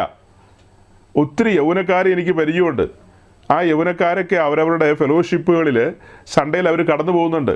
സൺഡേയിൽ മാത്രം ബൈബിൾ കയ്യിലെടുത്ത് പോകുന്ന ഒത്തിരി പേരെ എനിക്കറിയാം. സൺഡേയിൽ മാത്രം അവരത് കഴിഞ്ഞ് തിരിച്ചു വന്ന ബൈബിൾ അവിടെ വെച്ചിട്ട് പിന്നീട് അവരുടേതായ ഒരു ലോകത്ത് മുഴുകുകയാണ്, അവരുടേതായ ഒരു ലോകത്ത്. അതുകൊണ്ട് അവരെയൊക്കെ പല നിലകളിലും വഞ്ചിക്കാനായിട്ട് എളുപ്പമാണ്. സാത്താന് വഞ്ചിക്കാൻ എളുപ്പമാണ്. സാത്താൻ അറിയാം ഇവർ കാമ്പും കഴമ്പും ഉള്ളവരല്ല, ഉൾക്കാമ്പില്ല. സാത്താനും കാണാൻ മേലെ ഇവൻ ബൈബിൾ വായിക്കുന്നതും ധ്യാനിക്കുന്നതും അല്ലെങ്കിൽ ദൈവവചനം കേൾക്കുന്നതും ഒക്കെ സാത്താനും കണ്ടുകൊണ്ടിരിക്കുകയല്ലേ. അതൊന്നും നടക്കുന്നില്ലെന്ന് പുള്ളിക്കറിയാം. ദൈവത്തിന് മാത്രമല്ലെന്ന് പുള്ളിക്കും അറിയാം. അപ്പോൾ ഇവരെ എങ്ങനെ കൈകാര്യം ചെയ്യണമെന്നും പുള്ളിക്കറിയാം. അത് ഈ സൈറ്റാനെ കുറിച്ച് നമ്മൾ വായിക്കുന്നത് എന്താ? അവൻ പരിശോധകനാണ്, പരീക്ഷകനാണ്. ഇതെല്ലാം പുള്ളി കൈകാര്യം ചെയ്യും. അങ്ങനെയാണ് ഈ പറയപ്പെട്ട യൗവനക്കാരുടെ അടുക്കലൊക്കെ വന്ന് പല പല കാര്യങ്ങളിൽ അവരെ മോഹവലയത്തിലേക്ക് കൊണ്ടുപോകുന്നതും പല കുരുക്കുകളിൽ അകപ്പെടുത്തുന്നതും അവരുടെ സ്ഥിരത തെറ്റിച്ച് കളയുന്നതും ഒക്കെ അങ്ങനെയല്ലേ. അപ്പോൾ ഈ തലമുറയിലെ ശുശ്രൂഷകരുടെ വലിയൊരു ഉത്തരവാദിത്തമാണ് ആഴത്തിൽ വചനം പഠിപ്പിച്ച് അടുത്തൊരു ജനറേഷനെ സജ്ജമാക്കുക എന്നുള്ളത്. കഴിഞ്ഞ ദിവസം ഞാൻ ചില വാക്കുകൾ നിങ്ങളുടെ മുമ്പാകെ പറഞ്ഞു. അതായത് കർത്താവ് തൻ്റെ അപ്പസ്തോലന്മാരെ ഭരമേൽപ്പിച്ച ഏറ്റവും വലിയ ഉത്തരവാദിത്വം എന്ന് പറയുന്നത് സുവിശേഷം അറിയിക്കുക. അങ്ങനെ അറിയിക്കുന്ന സുവിശേഷം കൈക്കൊണ്ട് രംഗത്ത് വരുന്നവർ, അതായത് ദൈവരാജ്യ പ്രവേശനത്തിലേക്ക് വരുന്നവരെ അവരെ ചുമ്മാ ഇങ്ങനെ ആടാനും പാടാനുമായിട്ട് മാത്രം വിടാതെ അവരെ ശിഷ്യത്വത്തിൻ്റെ പാതയിലേക്ക് കൊണ്ടുവരണം. അവരെ ശിഷ്യത്വത്തിൻ്റെ പാതയിലേക്ക് ശിഷ്യന്മാരെ വാർത്തെടുക്കണം. അതാണ് ശരിക്കും പുതുനിയമ ശുശ്രൂഷ എന്ന് പറയുന്നത്. നമ്മൾ കൊലോസ്യ ലേഖനത്തിൽ വായിക്കുന്നില്ല, ഏത് മനുഷ്യനെയും ക്രിസ്തുവിൽ തികഞ്ഞവനായി നിർത്തണം എന്നുള്ള ഒരു ആശയോടെ നമുക്ക് കാണാമല്ലോ. അതായത് വിശ്വാസ വഴിയിലേക്ക് വന്നിരിക്കുന്ന ഓരോരുത്തരെയും തികവുള്ളവരാക്കി മാറ്റണം, നല്ല ബോധ്യങ്ങളുള്ളവരാക്കി മാറ്റണം, തലയെടുപ്പുള്ളവരാക്കി മാറ്റണം. അതാണ് അതിൻ്റെ ഒരു ഉദ്ദേശം. അപ്പോൾ ഇങ്ങനെ പറഞ്ഞ് മുൻപോട്ട് വരുമ്പോൾ കഴിഞ്ഞ ആഴ്ച നമ്മൾ റോമാലേഖനം 16-ാം അധ്യായത്തിൻ്റെ 24 മുതൽ താഴേക്കുള്ള വാക്യം വായിച്ചപ്പോൾ ഇങ്ങനെയാണ് കണ്ടത്. പൂർവ്വകാലങ്ങളിൽ മറഞ്ഞിരുന്നിട്ട് ഇപ്പോൾ വെളിപ്പെട്ടു വന്നതും നിത്യദൈവത്തിൻ്റെ നിയോഗപ്രകാരം സകല ജാതികൾക്കും വിശ്വാസത്തിൻ്റെ അനുസരണത്തിനായി പ്രവാചകന്മാരുടെ എഴുത്തുകളാൽ അറിയിച്ചിരിക്കുന്നതുമായ മർമ്മത്തിൻ്റെ വെളിപ്പാടിന് അനുസരണമായുള്ള എൻ്റെ സുവിശേഷത്തിനും യേശുക്രിസ്തുവിനെക്കുറിച്ചുള്ള പ്രസംഗത്തിനും ഒത്തവണ്ണം നിങ്ങളെ സ്ഥിരപ്പെടുത്തുവാൻ കഴിയുന്ന ഏകജ്ഞാനിയായ ദൈവത്തിന് മഹത്വം. ഓക്കെ, അപ്പോൾ ഇവിടെ തുടങ്ങി വയ്ക്കുന്നത് പൂർവ്വകാലങ്ങളിൽ മറഞ്ഞിരുന്നിട്ട് ഇപ്പോൾ വെളിപ്പെട്ടു വന്നതും നിത്യദൈവത്തിൻ്റെ നിയോഗപ്രകാരം സകല ജാതികൾക്കും വിശ്വാസത്തിൻ്റെ അനുസരണത്തിനായി പ്രവാചകന്മാരുടെ എഴുത്തുകളാൽ അറിയിച്ചിരിക്കുന്നതുമായ മർമ്മത്തിൻ്റെ വെളിപ്പാടിന് അനുസരണമായുള്ള എൻ്റെ സുവിശേഷത്തിനും. അതൊരു നീണ്ട വാക്യമാണ്, ഒറ്റയടിക്ക് വായിച്ചാലങ്ങ് പിടികിട്ടാത്തൊരു കാര്യമാണ്. ഏതാണ്ട് ഈ വാക്യത്തോട് തുല്യമായ നിലയിലുള്ള വാക്യങ്ങൾ കൊലോസ്യ ലേഖനത്തിലും എഫേസ്യ ലേഖനത്തിലും മറ്റ് ചില ഇടങ്ങളിലുമൊക്കെ നമുക്ക് കാണാൻ കഴിയും. എഫേസ്യ ലേഖനത്തിലേക്ക് നമ്മൾ വരുമ്പോൾ എഫേസ്യ ലേഖനത്തിൻ്റെ ഒരു പ്രത്യേകത എന്ന് പറയുന്നത്, എഫേസ്യ ലേഖനത്തിൽ സഭയാം ശരീരത്തെക്കുറിച്ചാണ് ഊന്നി സംസാരിക്കുന്നത്. കൊലോസ്യ ലേഖനത്തിലേക്ക് വരുമ്പോൾ നമ്മൾ കാണുന്നത് തലയായ ക്രിസ്തുവിനെയാണ്. അതായത് എഫേസ്യ ലേഖനത്തിൽ ശരീരമായ സഭയെക്കുറിച്ച് ആഴത്തിൽ പറയുമ്പോൾ കൊലോസ്യ ലേഖനത്തിലേക്ക് വരുമ്പോൾ തലയായ ക്രിസ്തുവിനെക്കുറിച്ചാണ് അവിടെ ആഴത്തിൽ പറയുന്നത്. അപ്പോൾ ഈ ലേഖനങ്ങളും ഈ പറയപ്പെട്ട 2 ലേഖനങ്ങളും റോമാലേഖനവും എല്ലാം ചേർത്ത് വെച്ച് നമ്മൾ പഠിച്ചു വരുമ്പോൾ ഇവിടെയെല്ലാം നമുക്ക് മർമ്മമായി മനസ്സിലാക്കാൻ കഴിയുന്നൊരു കാര്യമാണ് സഭയെന്ന് പറയുന്നൊരു മർമ്മം, അല്ലേ? സഭയെന്ന് പറയുന്ന മർമ്മത്തെക്കുറിച്ച് നമുക്ക് മനസ്സിലാക്കാൻ കഴിയും. കഴിഞ്ഞ ദിവസങ്ങളിൽ നമ്മൾ പറഞ്ഞു പോയ കൂട്ടത്തിൽ ആ കാര്യത്തെക്കുറിച്ച് വളരെ കൃത്യമായി തന്നെ പറഞ്ഞിട്ടുണ്ട്. പല മെസ്സേജുകളിലും നേരത്തെയും പറഞ്ഞിട്ടുണ്ട്. സഭയെന്ന് പറയുന്നത് ഒരു മർമ്മമായിരുന്നു. ആ മർമ്മം ഫിലിപ്പിൻ്റെ കൈസരിയിൽ വെച്ചാണ് നമ്മുടെ കർത്താവായ യേശുക്രിസ്തു ആദ്യമായി പറയുന്നത്. പഴയ നിയമത്തിൽ സഭയെന്നുള്ള വാക്ക് കാണാം, അല്ലേ? പഴയ നിയമത്തിൽ സഭയെന്നുള്ള വാക്ക് കാണാം. ഇസ്രായേൽ സഭ എന്നൊക്കെ നമുക്ക് വായിക്കാൻ കഴിയും. ഹീബ്രുവിൽ അതിന് തക്കതായ വാക്കുകളൊക്കെ അവിടെയുണ്ട്. എന്നാൽ പുതിയ നിയമത്തിലേക്ക് വരുമ്പോൾ ദൈവത്തിൻ്റെ ഡ്രീം പ്രൊജക്റ്റായ സഭ, പുതിയ നിയമ സഭയെക്കുറിച്ച് മത്തായിയുടെ സുവിശേഷം 18-ാം അധ്യായത്തിലാണ് അതിനെക്കുറിച്ചുള്ള കേൾവി നമ്മൾ ആദ്യമായി കേൾക്കുന്നത്. അത് ഞാൻ പറഞ്ഞല്ലോ, ഫിലിപ്പിൻ്റെ കൈസരിയിലാണ് ആദ്യമായിട്ട് ആ വാക്ക് കർത്താവ് ഉച്ചരിക്കുന്നത്. മറ്റ് സുവിശേഷങ്ങളിലൊന്നും അങ്ങനെ കാണാൻ കഴിയാത്ത ആ ഒരു കാര്യം മത്തായിയുടെ സുവിശേഷത്തിൽ നമുക്ക് കാണാൻ കഴിയും. പിന്നത്തേതിൽ നമ്മൾ ലേഖനങ്ങളിലേക്കൊക്കെ കടന്നു വരുമ്പോൾ സഭയുമായി ബന്ധപ്പെട്ട കാര്യങ്ങൾ ആഴത്തിൽ നമുക്ക് വെളിപ്പെട്ട് വരികയാണ്. ആ കാര്യത്തെക്കുറിച്ചിട്ടാണ് ഇവിടെ പറയുന്നത് പൂർവ്വകാലങ്ങളിൽ ഇതെല്ലാം മറഞ്ഞിരിക്കുകയായിരുന്നു എന്നുള്ളത്. പൂർവ്വകാലങ്ങളിൽ മറഞ്ഞിരിക്കുകയായിരുന്നു.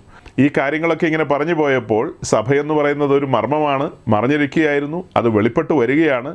മാളികമുറിയിലാണ് അതിൻ്റെ ആഴമേറിയ വെളിപ്പാടുകൾ ലഭിക്കുന്നത്. അത് ശരിക്കും നമുക്ക് എഫേസ്യ ലേഖനത്തിലേക്ക് വരുമ്പോൾ, എഫേസ്യ ലേഖനം കൂടി ഒന്ന് തുറക്കാം. എഫേസ്യ ലേഖനം 3-ാം അധ്യായത്തിൻ്റെ 3, 4, 5 വാക്യങ്ങൾ വായിക്കാം. എഫേഷ്യൻസ് ചാപ്റ്റർ 3 അതിൻ്റെ 3, 4, 5 വാക്യങ്ങൾ. ഞാൻ മീതെ ചുരുക്കത്തിൽ എഴുതിയതുപോലെ വെളിപ്പാടിനാൽ എനിക്ക് ഒരു മർമ്മം അറിയായി വന്നു എന്ന് നിങ്ങൾ കേട്ടിട്ടുണ്ടല്ലോ. നിങ്ങൾ അത് വായിച്ചാൽ ക്രിസ്തുവിനെ സംബന്ധിച്ചുള്ള മർമ്മത്തിൽ എനിക്കുള്ള ബോധം നിങ്ങൾക്ക് ഗ്രഹിക്കാം. ആ മർമ്മം ഇപ്പോൾ അവന്റെ വിശുദ്ധ അപ്പോസ്തലന്മാർക്കും പ്രവാചകന്മാർക്കും ആത്മാവിനാൽ വെളിപ്പെട്ടതുപോലെ പൂർവ്വകാലങ്ങളിൽ മനുഷ്യർക്ക് അറിയായി വന്നിരുന്നില്ല. അപ്പൊ ഈ മർമ്മത്തെക്കുറിച്ച് പൂർവ്വകാലങ്ങളിൽ മനുഷ്യർക്ക് അറിയായി വന്നിരുന്നില്ല. അതായത് സഭയെന്ന മർമ്മം പൂർവ്വകാലങ്ങളിൽ വെളിപ്പെട്ടു വന്നില്ല. എന്നാൽ അതിനെക്കുറിച്ചുള്ള ചില സൂചനകളൊക്കെ നമുക്ക് പല ഭാഗങ്ങളിലും മനസ്സിലാക്കാൻ കഴിയും.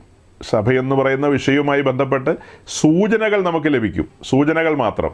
അല്ലാതെ പൂർണ്ണമായ വെളിപ്പാടുകളൊന്നും പഴയ നിയമത്തിൽ അങ്ങനെ ലഭിച്ചിട്ടില്ല സഭ എന്നുള്ളൊരു വിഷയത്തെക്കുറിച്ച്.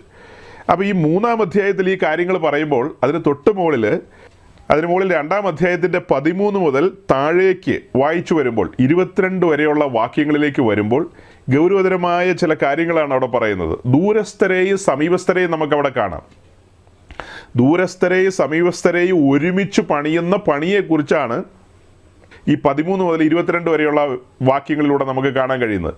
അപ്പോൾ അതെല്ലാം പറഞ്ഞു വന്നു കഴിഞ്ഞിട്ടാണ് താഴേക്ക് വന്നു കഴിഞ്ഞിട്ട് 3-ാം അധ്യായത്തിൻ്റെ 3 മുതൽ താഴേക്ക് വരുമ്പോൾ നമ്മൾ കാണുന്നത് ഈ പറയപ്പെടുന്ന കാര്യത്തെക്കുറിച്ച് മീതെ ചുരുക്കത്തിൽ എഴുതിയതുപോലെ വെളിപ്പാടിനാൽ എനിക്കൊരു മർമ്മം അറിയായി വന്നു എന്ന് നിങ്ങൾ കേട്ടിട്ടുണ്ടല്ലോ. അതായത് ഇത് മർമ്മമായിട്ടിരിക്കുകയാണ്, മറഞ്ഞിരിക്കുകയാണ്. എന്നാൽ പൗലോസ് പറയാണ് തനിക്ക് ആ കാര്യങ്ങൾ വെളിപ്പാടിനാൽ ലഭിക്കപ്പെടുകയായിരുന്നു. അതായത് ദൂരസ്ഥരും സമീപസ്ഥരും ക്രിസ്തുവിൽ ഒന്നായിത്തീരുന്ന ഒരു കാഴ്ചയാണ് പൗലോസ് അവിടെ കാണുന്നത്. ദൂരസ്ഥരും സമീപസ്ഥരും. ഒന്നുകൂടെ കടത്തി പറഞ്ഞാൽ ഈ പറയപ്പെട്ട കാര്യങ്ങളുമായിട്ട് അശേഷം അടുക്കാൻ സാധ്യതയില്ലാതിരുന്ന ദൂരസ്ഥരായിരുന്ന ജാതികൾക്ക് ഈ കാര്യങ്ങളിലേക്ക് കടന്നു വരുവാനുള്ള അവസരം ലഭിക്കുകയാണ്.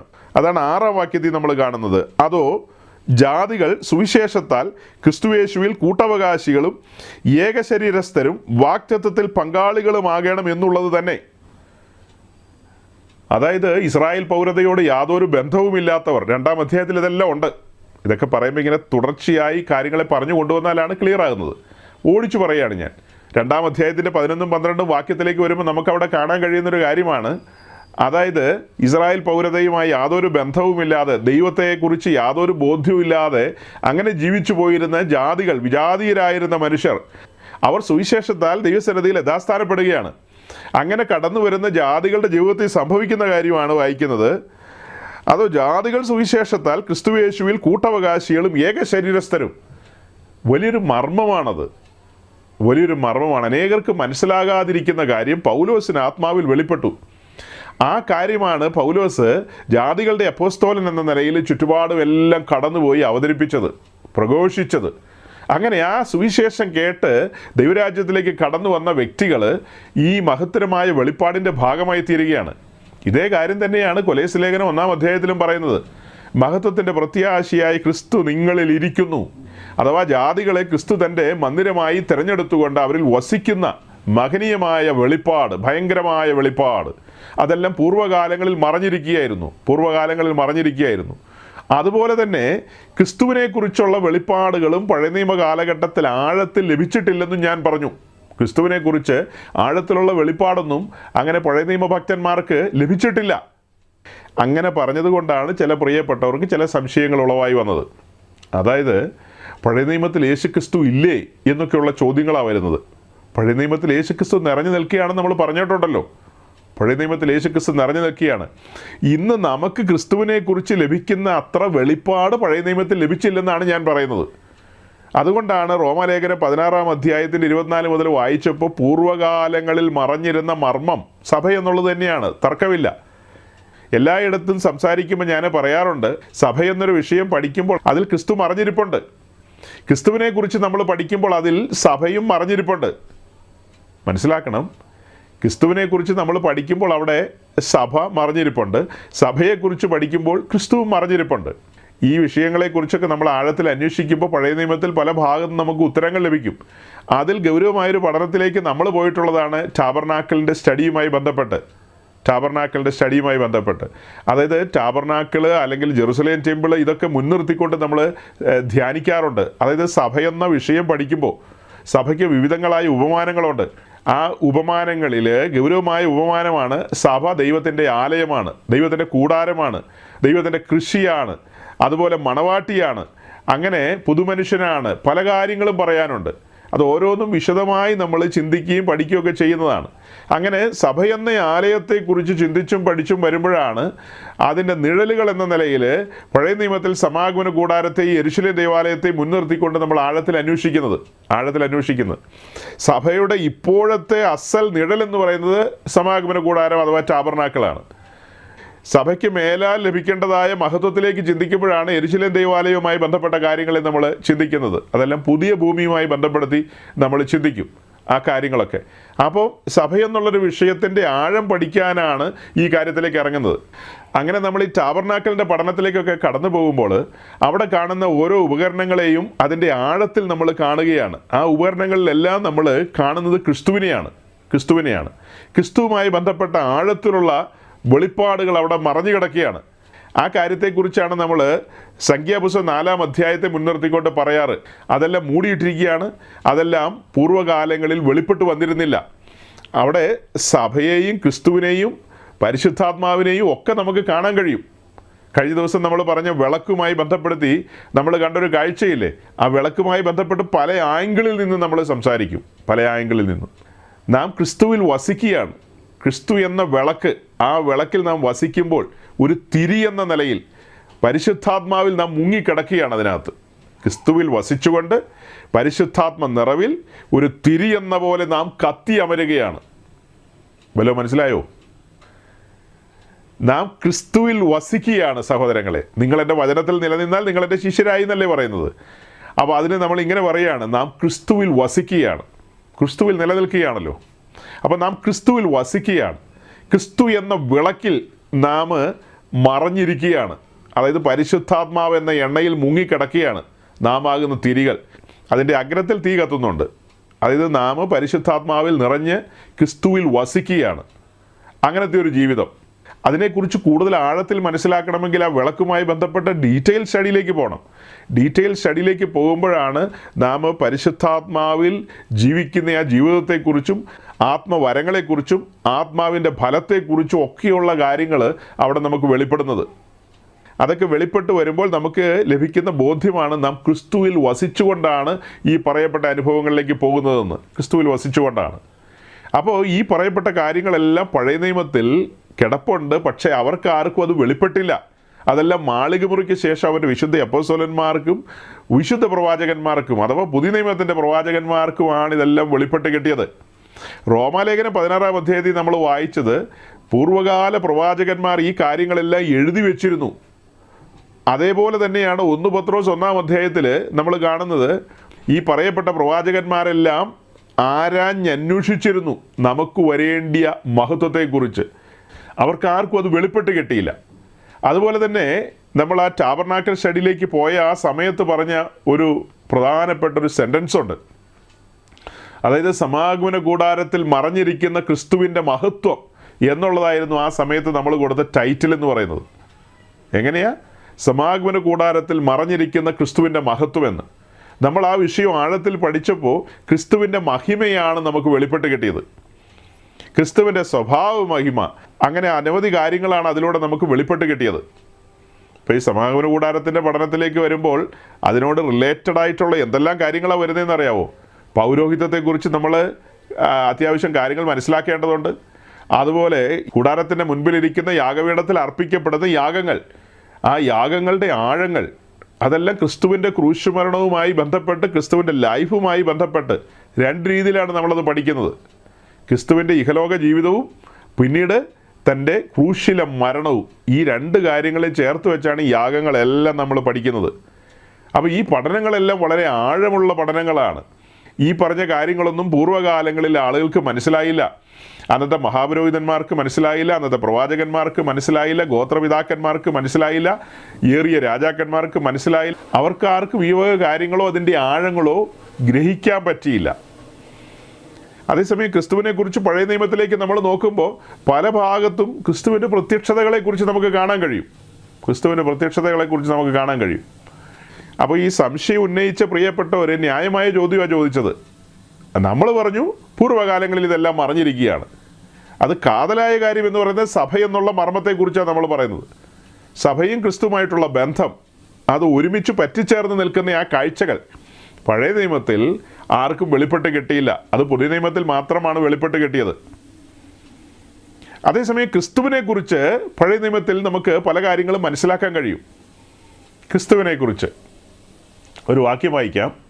യോഹന്നാന്റെ സുവിശേഷം 12-ാം അധ്യായം 41-ാം വാക്യം. യെശയ്യാവ് അവന്റെ തേജസ് കണ്ട് അവനെക്കുറിച്ച് സംസാരിച്ചതുകൊണ്ടാകുന്നു ഇത് പറഞ്ഞത്. ഇപ്പൊ നമ്മൾ വായിച്ചത് യോഹന്നാന്റെ സുവിശേഷം 12-ാം അധ്യായത്തിന് 41-ാം വാക്യമാണ്. ശരിക്കും ഈ 12-ാം അധ്യായം നമ്മൾ തുറന്നു നോക്കുമ്പോൾ അതിൻ്റെ തുടക്ക സമയം നമ്മൾ കാണുന്ന യേശുക്രിസ്തു ബഥാന്യയിൽ ലാസറിൻ്റെ ഭവനത്തിലിരിക്കുന്ന കാഴ്ചകളുണ്ട്. അത് കഴിഞ്ഞ് പിന്നീട് താൻ യെരുശലേമിലേക്ക് വരികയാണ്. യെരുശലേമിലേക്ക് വരുന്ന കാര്യങ്ങളാണ് അതിൻ്റെ ഒടുവിലേക്ക് വരുമ്പോൾ നമ്മൾ കാണുന്നത്. ഇതെല്ലാം കഴിഞ്ഞിട്ട് അതിൻ്റെ 37-ാം വാക്യത്തിലേക്ക് വരുമ്പോൾ നമ്മൾ കാണുന്നത്, ഇത് സംസാരിച്ചിട്ട് യേശു വാങ്ങിപ്പോയി അവരെ വിട്ടു മറഞ്ഞു. അവർ കാണെ അവൻ ഇത്ര വളരെ അടയാളങ്ങൾ ചെയ്തിട്ടും അവർ അവനിൽ വിശ്വസിച്ചില്ല. വലിയ അടയാളങ്ങളും അത്ഭുതങ്ങളൊക്കെ ചെയ്തിട്ടും അവർ അവനിൽ വിശ്വസിച്ചില്ല. അപ്പോൾ അതിനോടനുബന്ധിച്ചാണ് യോഹന്നാൻ യെശയ്യാവ് പറഞ്ഞ കാര്യങ്ങളെ ഇവിടെ കോട്ട് ചെയ്യുന്നത്. യെശയ്യാവ് പറഞ്ഞ കാര്യങ്ങൾ അതിൻ്റെ അടുത്ത 38 മുതലുള്ള വാക്യങ്ങളിൽ കാണുകയാണ്. 38, 39, 40 വാക്യങ്ങളിലൊക്കെ യെശയ്യാവിൻ്റെ പുസ്തകത്തിലെ 2 ഭാഗങ്ങളാണ് കാണുന്നത്. ഒന്ന് 53-ാം അധ്യായത്തിലെ വേദഭാഗവും അടുത്തത് 6-ാം അധ്യായത്തിലെ വേദഭാഗവും. ഈ 2 കാര്യങ്ങളുമാണ് അവിടെ യോഹന്നാൻ കോട്ട് ചെയ്തിരിക്കുന്നത്. അത് കഴിഞ്ഞിട്ടാണ് പറയുന്നത് 41-ാം വാക്യത്തിലേക്ക് വരുമ്പോൾ, യെശയ്യാവ് അവൻ്റെ തേജസ് കണ്ട് അവനെക്കുറിച്ച് സംസാരിച്ചത് കൊണ്ടാകുന്നു ഇത് പറഞ്ഞത്. എന്നിട്ട് പ്രമാണികളിൽ തന്നെയും അനേകർ അവനിൽ വിശ്വസിച്ചു. പള്ളി ഭ്രഷ്ടരാകാതിരിപ്പാൻ പരീശന്മാർ നിമിത്തം ഏറ്റു പറഞ്ഞില്ല താനും. ഇവിടെ അനേകർ വിശ്വസിച്ച കാര്യമാണ് പറയുന്നത്. എന്നാൽ 37-ാം വാക്യത്തിൽ അനേകർ വിശ്വസിച്ചില്ലെന്നുള്ള കാര്യമാണ് പറയുന്നത്. അതായത് കർത്താവ് അത്ഭുതങ്ങളും അടയാളങ്ങളും ഒക്കെ ചെയ്തിട്ടും അനേകർ വിശ്വസിച്ചില്ല. എന്നാൽ മറ്റനേകർ, അതല്ലാതെ വേറെ ആൾക്കാരുണ്ടല്ലോ, അങ്ങനെ ഒരുപറ്റം ആൾക്കാർ അത് വിശ്വസിച്ച കാര്യം അവിടെ സൂചിപ്പിക്കുന്നുണ്ട്. അപ്പം 41-ാം വാക്യത്തിൽ കാണുന്ന യെശയ്യാവ് അവൻ്റെ തേജസ് കണ്ട് അവനെക്കുറിച്ച് സംസാരിച്ചതുകൊണ്ടാകുന്നു ഇത് പറഞ്ഞത്.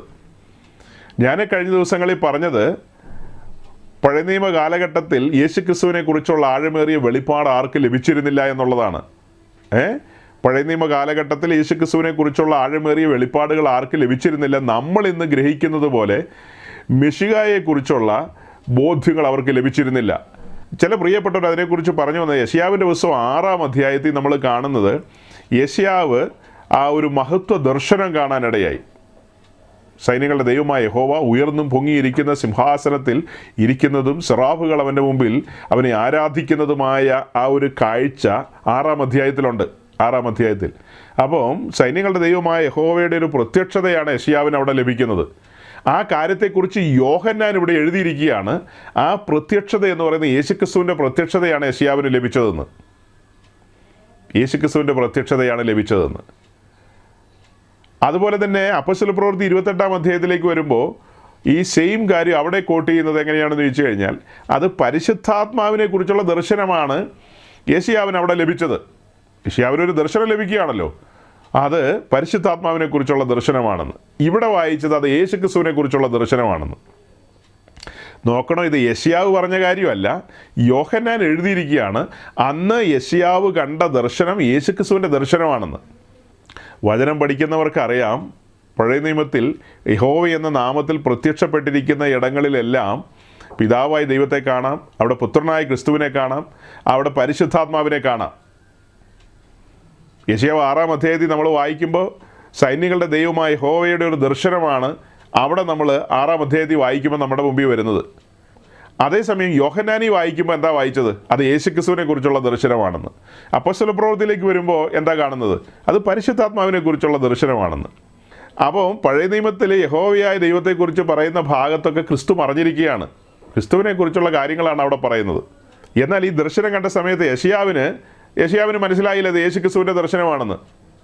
യശയാവിൻ്റെ പുസ്തകത്തിലൊന്നും യശയാവ് എഴുതി വെച്ചിട്ടില്ല, ഫുട് നോട്ടിലൊന്നുമില്ല ഞാൻ യേശുക്രിസ്തുവിൻ്റെ ദർശനമാണ് കണ്ടതെന്ന്. താനെ യഹോവയായ ദൈവത്തിൻ്റെ ദർശനമാണ് കണ്ടത്. ആ കണ്ട കാര്യം എന്ന് പറയുന്നത് യേശുക്രിസ്തുവിനെ കുറിച്ചാകുന്നു എന്നാണ് യോഹന്നാൻ പറഞ്ഞത്. അത് യോഹന്നാനാണ് പറഞ്ഞത്. ഈ കാര്യത്തെക്കുറിച്ച് ചിന്തിച്ചപ്പോൾ എനിക്ക് മനസ്സിലായ ഒരു കാര്യമുണ്ട്. 1 യോഹന്നാൻ 4-ാം അധ്യായത്തിൻ്റെ 12-ാം വാക്യത്തിൽ ഇങ്ങനെയാണ് കാണുന്നത്, ദൈവത്തെ ആരും ഒരു നാളും കണ്ടിട്ടില്ലെന്നാണ്. ദൈവത്തെ ആരും ഒരു നാളും കണ്ടിട്ടില്ല. എന്നാൽ ചില പ്രത്യക്ഷതകൾ, ചില വെളിപ്പാടുകൾ, ചില ദർശനങ്ങൾ ദൈവം കൊടുത്തിട്ടുണ്ട്. സമ്പൂർണ്ണമായി ആരും കണ്ടിട്ടില്ല. അതാണ് 1 യോഹന്നാനിൽ നമ്മൾ വായിക്കുന്നത്. സമ്പൂർണ്ണമായ വെളിപ്പാട് ആർക്കും ലഭിച്ചിട്ടില്ല. നമ്മൾ സംഖ്യാപുസ്തകം 4-ാം അധ്യായത്തിലൂടെ പറഞ്ഞ കാര്യം എന്താ? ഈ സമാഗമന കൂടാരം എന്ന് പറയുന്ന ആ കൂടാരത്തിൽ കാണുന്ന കാര്യങ്ങളെല്ലാം അതിവിശുദ്ധമായ ഉപകരണങ്ങളാണ്. അതെല്ലാം മറഞ്ഞു കിടക്കുകയാണ്. അതായത് പ്രാകാരമറശ്ശീലയുണ്ട്, കൂടാരമറശ്ശീലയുണ്ട്, തിരശ്ശീലയുണ്ട്. അതും പോരാത്തതിന് ഈ കൂടാരത്തെ കവർ ചെയ്യുന്ന 4 മൂടുശീലകളുണ്ട്. ഇങ്ങനെ ഈ പറയപ്പെട്ട കാര്യങ്ങളാലെല്ലാം ഇത് മൂടപ്പെട്ട് കിടക്കുകയാണ്.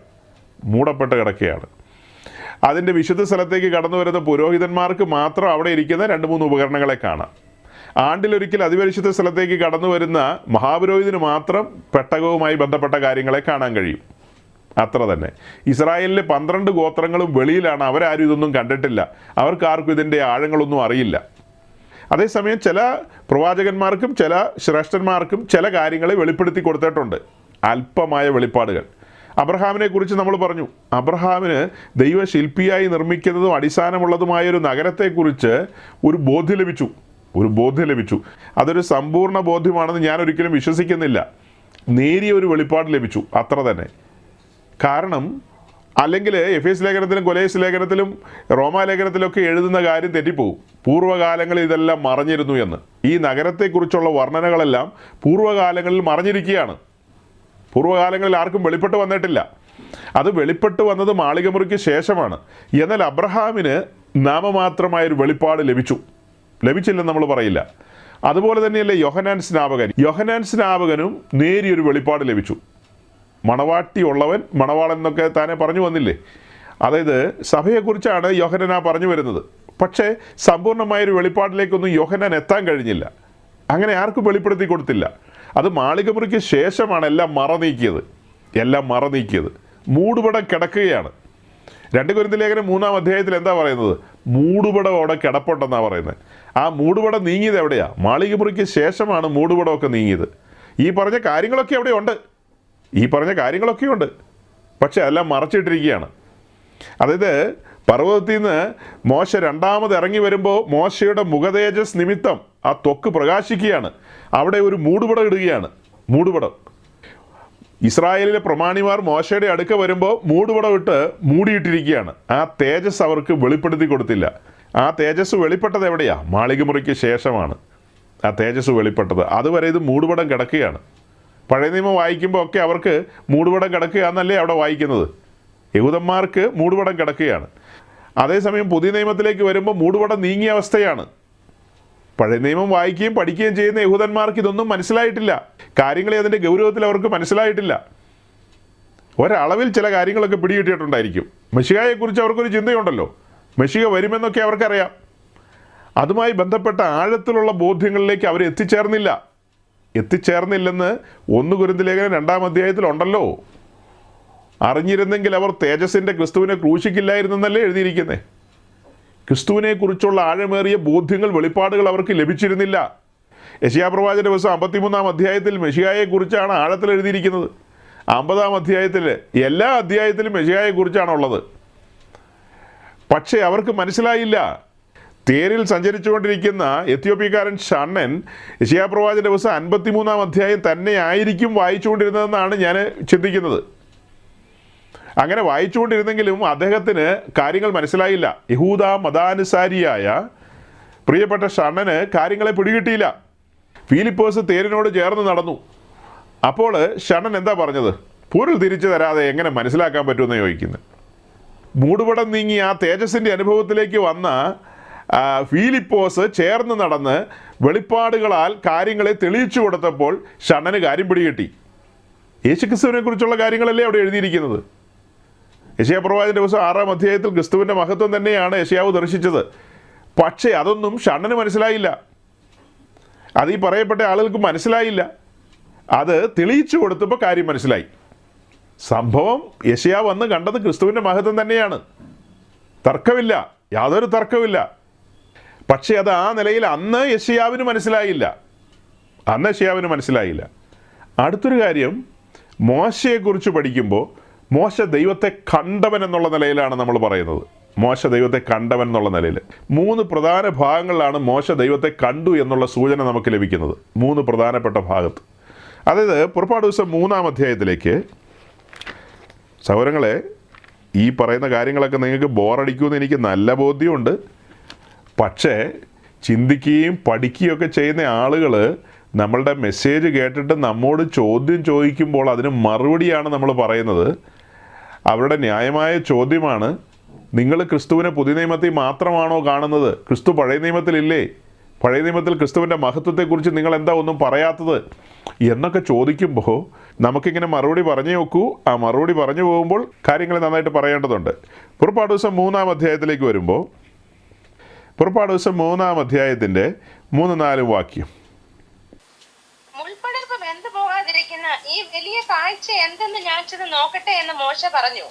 നോക്കേണ്ടതിൽ അവൻ വരുന്നത് യഹോവ കണ്ടപ്പോൾ ദൈവം മുൾപ്പടർപ്പിന്റെ നടുവിൽ നിന്ന് അവനെ മോശെ മോശെ എന്ന് വിളിച്ചു. അതിന് അവൻ ഇതാ ഞാൻ എന്ന് പറഞ്ഞു. അതായത് ഒരു ദൈവപ്രത്യക്ഷതയാണ് അവിടെ കാണുന്നത്. മുൾപ്പടർപ്പിൽ സൈന്യങ്ങളുടെ ദൈവമായ യഹോവയുടെ ഒരു പ്രത്യക്ഷതയാണത്. അഗ്നിയിൽ ഇറങ്ങി നിൽക്കുകയാണ്. ആ കാഴ്ച കാണാനായിട്ട് മോശ വരികയാണ്. അതെന്താണെന്ന് നോക്കട്ടെ എന്ന് പറഞ്ഞാണ് മോശ വരുന്നത്. അപ്പോൾ യഹോവയായ ദൈവം മുൾപ്പടർപ്പിൻ്റെ നടുവിൽ നിന്ന് അവനെ മോശെ മോശെ എന്ന് വിളിച്ചു. അതായത് വലിയവനായ ദൈവത്തിൻ്റെ പ്രത്യക്ഷത, അതായത് വലിയവനായ ദൈവത്തിൻ്റെ ഒരു പ്രത്യക്ഷതയാണ് അവിടെ നമ്മൾ കാണുന്നത്. ആ കാഴ്ച കാണാൻ മോശ അടുത്ത് വരികയാണ്. അവിടെ നിന്ന് മോശ ദൈവശബ്ദം കേൾക്കുകയാണ്. അദൃശ്യനായ ദൈവത്തെ മോശ കണ്ടു എന്ന് എബ്രായ ലേഖനത്തിൽ പറയുന്നുണ്ടല്ലോ. ആ വാക്യത്തിലേക്ക് നമുക്ക് വരാം. അപ്പോൾ അതിനു മുമ്പ് ഞാനിവിടെ 2-3 വാക്യങ്ങളുണ്ട്. ആ വാക്യങ്ങളെ നിങ്ങളുടെ മുമ്പാകെ ഒന്ന് കൊണ്ടുവരികയാണ്. ആദ്യമായിട്ട് കാണുന്ന കാഴ്ച ഇതാണ്. ഇത് കഴിഞ്ഞിട്ട് പുറപ്പാട് ദിവസം 24-ാം അധ്യായത്തിലേക്ക് വരുമ്പോൾ, പുറപ്പാട് ദിവസം 24-ാം അധ്യായത്തിൻ്റെ 10-ാം വാക്യം നമുക്ക് വായിക്കേണ്ടത്. അതിന് തൊട്ട് മുമ്പുള്ള വാക്യങ്ങളെക്കുറിച്ച് നിങ്ങൾക്ക് അറിയാം. അതായത് മോശയും അഹറോനും അഹറോൻ്റെ പുത്രന്മാരും ഇസ്രായേലിലെ പ്രമാണിമാരെല്ലാം കൂടി പർവ്വതത്തിലേക്ക് കയറിപ്പോവുകയാണ്. അവരങ്ങനെ പർവ്വതത്തിലേക്ക് കയറി ചെന്ന് ഒരുവനായ ദൈവത്തിൻ്റെ സന്നിധിയിൽ അവർ ഭക്ഷണപാനീയങ്ങളൊക്കെ പാനം ചെയ്തുകൊണ്ട് അവിടെ ആയിരിക്കുന്ന ആ ഒരു അവസ്ഥയാണ് അവിടെ നമ്മൾ കാണുന്നത്, അല്ലേ? അതിൻ്റെ 10-ാം വാക്യം ഒന്ന് വായിച്ചേ. അവർ ഇസ്രായേലിന്റെ ദൈവത്തെ കണ്ടു. അവന്റെ പാദങ്ങൾക്ക് കീഴെ നീലക്കല്ല് പടുത്ത തളം പോലെയും ആകാശത്തിന്റെ സ്വച്ഛത പോലെയും ആയിരുന്നു. അപ്പോൾ അവർ ദൈവത്തെ കണ്ടു എന്ന ഇവിടെ വായിക്കുന്നത്. എങ്ങനെയാ? അവർ ദൈവത്തെ കണ്ടു എന്ന ഇവിടെ നമ്മൾ വായിക്കുന്നത്. കണ്ടു എന്ന് പറയുമ്പോൾ മോശയും അഹ്റോനും ഈ പ്രമാണിമാരൊക്കെ കണ്ടു എന്നുള്ള അർത്ഥത്തിലല്ലേ വരുന്നത്. ആ കണ്ട കാഴ്ചയെക്കുറിച്ചൊരു സൂചന അവിടെയുണ്ട്. അവൻ്റെ പാദങ്ങൾക്ക് കീഴെ നീലക്കല്ല് പടുത്ത തളം പോലെയും ആകാശത്തിൻ്റെ സ്വച്ഛത പോലെയും ആയിരുന്നു. ദൈവം ആത്മാവാകുന്നു എന്നുള്ളതാണ് നമ്മൾ മനസ്സിലാക്കിയിരിക്കുന്നത്. ആത്മസ്വരൂപിയാണ്. അപ്പോൾ തന്നെ ദൈവത്തെക്കുറിച്ച്, ദൈവത്തിൻ്റെ രൂപത്തെക്കുറിച്ചൊക്കെ പല ഭാഗത്തും പല വർണ്ണനകളുണ്ട്. ഇവിടെ മോശയും അഹ്റോനും ഇസ്രായേലിലെ പ്രമാണിമാരും ആ പാദത്തിൻ്റെ ഒരു കാഴ്ച, ദൈവത്തെ കണ്ടു എന്നവിടെ വായിക്കുന്നുണ്ടെങ്കിലും ദൈവത്തെ സമ്പൂർണ്ണമായി കണ്ടു എന്നല്ല നമ്മൾ അതിൽ നിന്ന് മനസ്സിലാക്കേണ്ടത്. അങ്ങനെ നമ്മൾ മനസ്സിലാക്കി 1 യോഹന്നാൻ 4:12 നമ്മൾ എങ്ങനെ പറയും? ദൈവത്തെ ആരും ഒരു നാളും കണ്ടിട്ടില്ല, അത് കണ്ടത് യേശുക്രിസ്തു മാത്രമാണ്. യേശുക്രിസ്തു മാത്രമാണ്, വേറെ ആരും കണ്ടിട്ടില്ല. അപ്പോൾ തന്നെ 3-ാം അധ്യായത്തിൽ നമ്മൾ കണ്ടത് മോശ ഒരു കാഴ്ച കണ്ടു, വിശേഷപ്പെട്ട കാഴ്ച. അവിടെ നിന്ന് ദൈവശബ്ദം പുറപ്പെടുന്നത് താൻ കേട്ടു. ഇവിടെ വന്നപ്പോൾ മോശ മാത്രമല്ല, ഇസ്രായേലിൻ്റെ പ്രമാണിമാരെല്ലാം ഈ കാഴ്ച കാണുന്ന കാര്യമാണ് നമ്മൾ കണ്ടത്. ഇത് കഴിഞ്ഞിട്ട് പുറപ്പാട് ദിവസം 33-ാം അധ്യായത്തിലേക്ക് നമ്മൾ വരികയാണ്. അതിനു മുമ്പ് 32-ാം അധ്യായമുണ്ട്. കാളക്കുട്ടിയുടെ അധ്യായമാണത്. ഇസ്രായേലിൻ്റെ ജീവിതത്തിലെ ഒരു ബ്ലാക്ക് ഡേ എന്ന് വേണമെങ്കിൽ നമുക്ക് വിളിക്കാം. അങ്ങനത്തെ ഒരു ദിവസമായിരുന്നു അത്.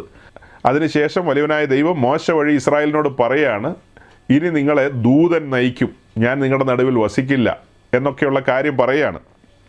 33 അധ്യായത്തിൻ്റെ 17 മുതൽ താഴേക്ക് നമ്മൾ നോക്കുമ്പോൾ കാണുന്നത്, യഹോവ മോശയോട്, നീ പറഞ്ഞ വാക്കുപോലെ ഞാൻ ചെയ്യാം, എനിക്ക് നിന്നോട് കൃപ തോന്നിയിരിക്കുന്നു, ഞാൻ നിന്നെ അടുത്തറിഞ്ഞുമിരിക്കുന്നു എന്ന് അരുളി ചെയ്തു.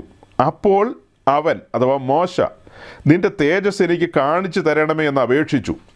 അതിന് അവൻ, ഞാൻ എൻ്റെ മഹിമയൊക്കെയും നിന്റെ മുമ്പാകെ കടക്കുമാറാക്കി യഹോവയുടെ നാമത്തെ നിന്റെ മുമ്പാകെ ഘോഷിക്കും. കൃപ ചെയ്യുവാൻ എനിക്ക് മനസ്സുള്ളവനോട് ഞാൻ കൃപ ചെയ്യും, കരുണ കാണിപ്പാൻ എനിക്ക് മനസ്സുള്ളവനോട് ഞാൻ കരുണ കാണിക്കും എന്നരുളി ചെയ്തു. എന്നിട്ട് അതിൻ്റെ 20-ാം വാക്യം ഒന്ന് വായിച്ചേ. 20-ാം വാക്യം, നിനക്ക് എന്റെ മുഖം കാണുവാൻ കഴിയുകയില്ല, ഒരു മനുഷ്യനും എന്നെ കണ്ട് ജീവനോടെ ഇരിക്കുകയില്ല എന്നും അവൻ കൽപ്പിച്ചു. 24-ാം അധ്യായത്തിൽ നമ്മൾ കണ്ടത് അവർ ദൈവത്തെ കണ്ടു എന്നാണ്. ഇവിടെ ദൈവം തന്നെ പറയാണ്, നിനക്കെൻ്റെ മുഖം കാണുവാൻ കഴിയില്ല. അപ്പോൾ അവർ ദൈവത്തിൻ്റെ പാദത്തിൻ്റെതായ ഒരു ദർശനമാണ് അവർക്ക് ലഭിക്കുന്നത്. എന്ന് വെച്ചാൽ നാമമാത്രമായൊരു ദർശനം അവർക്ക് ലഭിക്കുകയാണ്.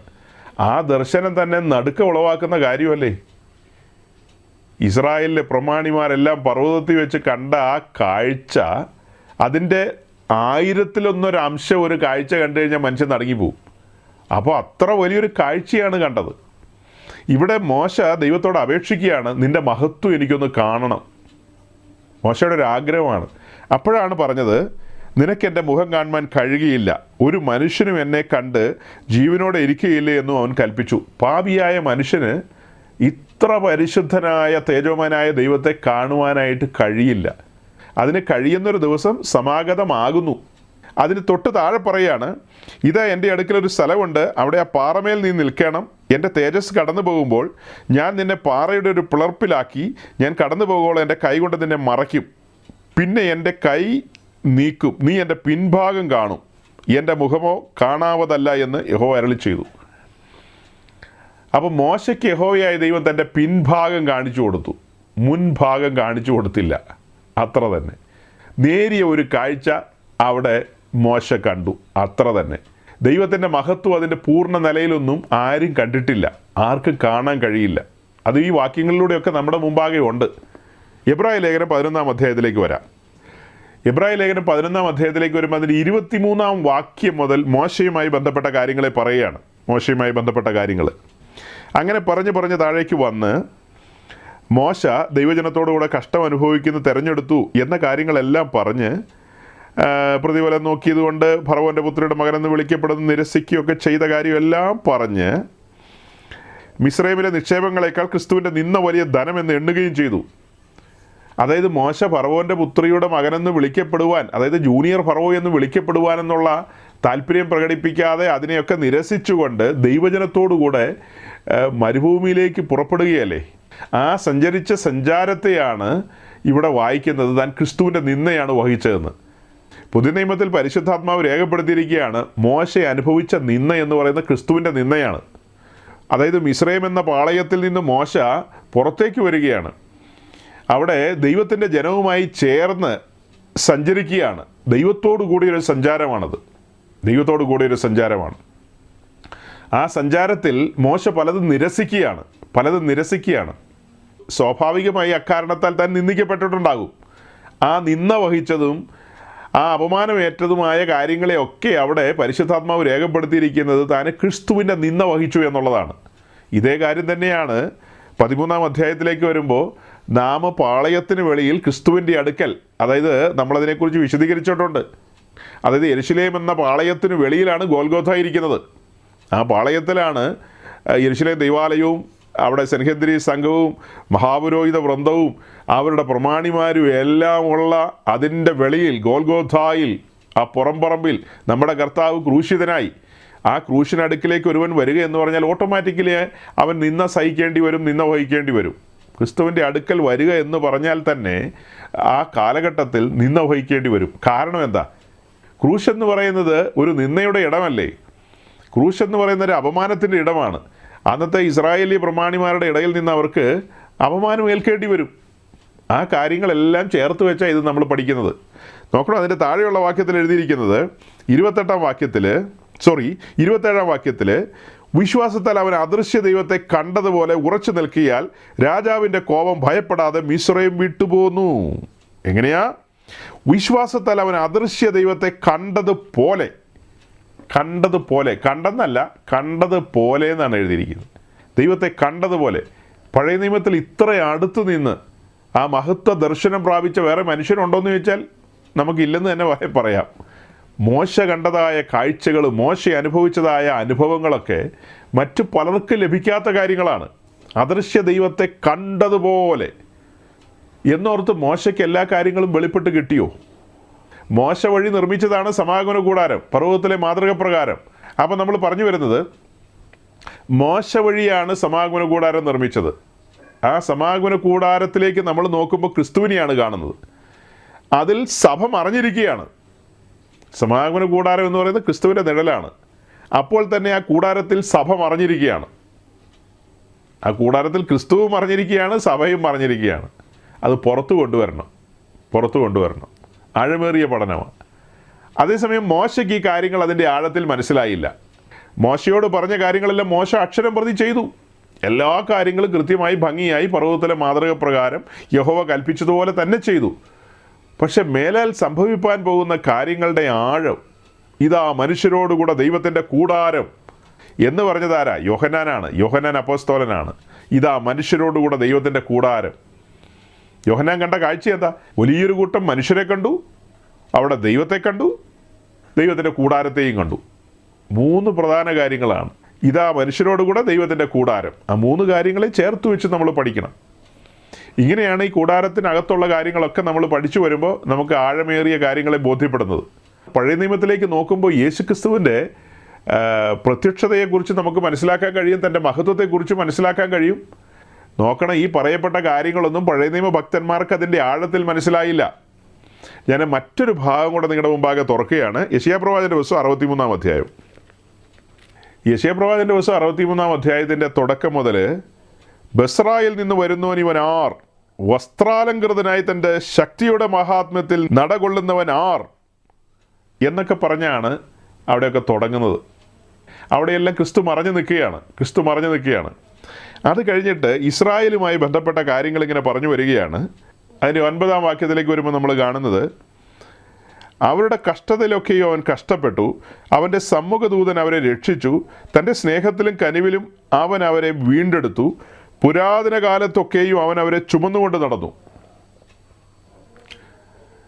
ഇസ്രായേലും മിസ്രയീം വിട്ട് ചെങ്കടൽ വഴിയായി വാഗ്ദത്ത ദേശത്തേക്ക് യാത്രയായ സമയത്ത്, അതിനെയാണ് ഇവിടെ പുരാതന കാലം എന്നുള്ളതുകൊണ്ട് ഉദ്ദേശിച്ചത്.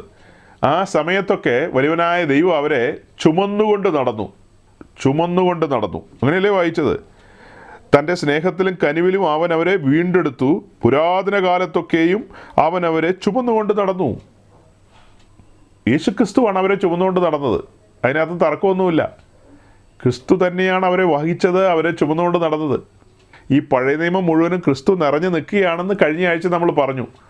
അത് നമ്മുടെ കേൾവിക്കാർ ശ്രദ്ധിച്ചില്ല. യോഹന്നാൻ്റെ സുവിശേഷം 5-ാം അധ്യായത്തിൻ്റെ 39-40 വാക്യങ്ങളെ വായിച്ചുകൊണ്ട് നമ്മൾ പറഞ്ഞു, അതായത് തൻ്റെ അടുക്കൽ വന്ന യഹൂദന്മാരോട് കർത്താവ് സംസാരിക്കുന്നൊരു ഭാഗമല്ലേ അത്?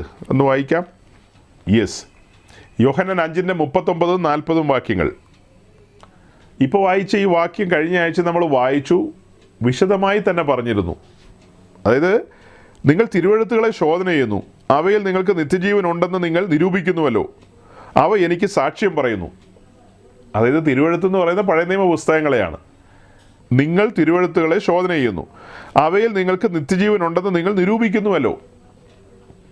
അവർക്ക് അങ്ങനെ ഒരു നിരൂപണമുണ്ട്, അഥവാ അങ്ങനെ ഒരു ബോധ്യമുണ്ട്.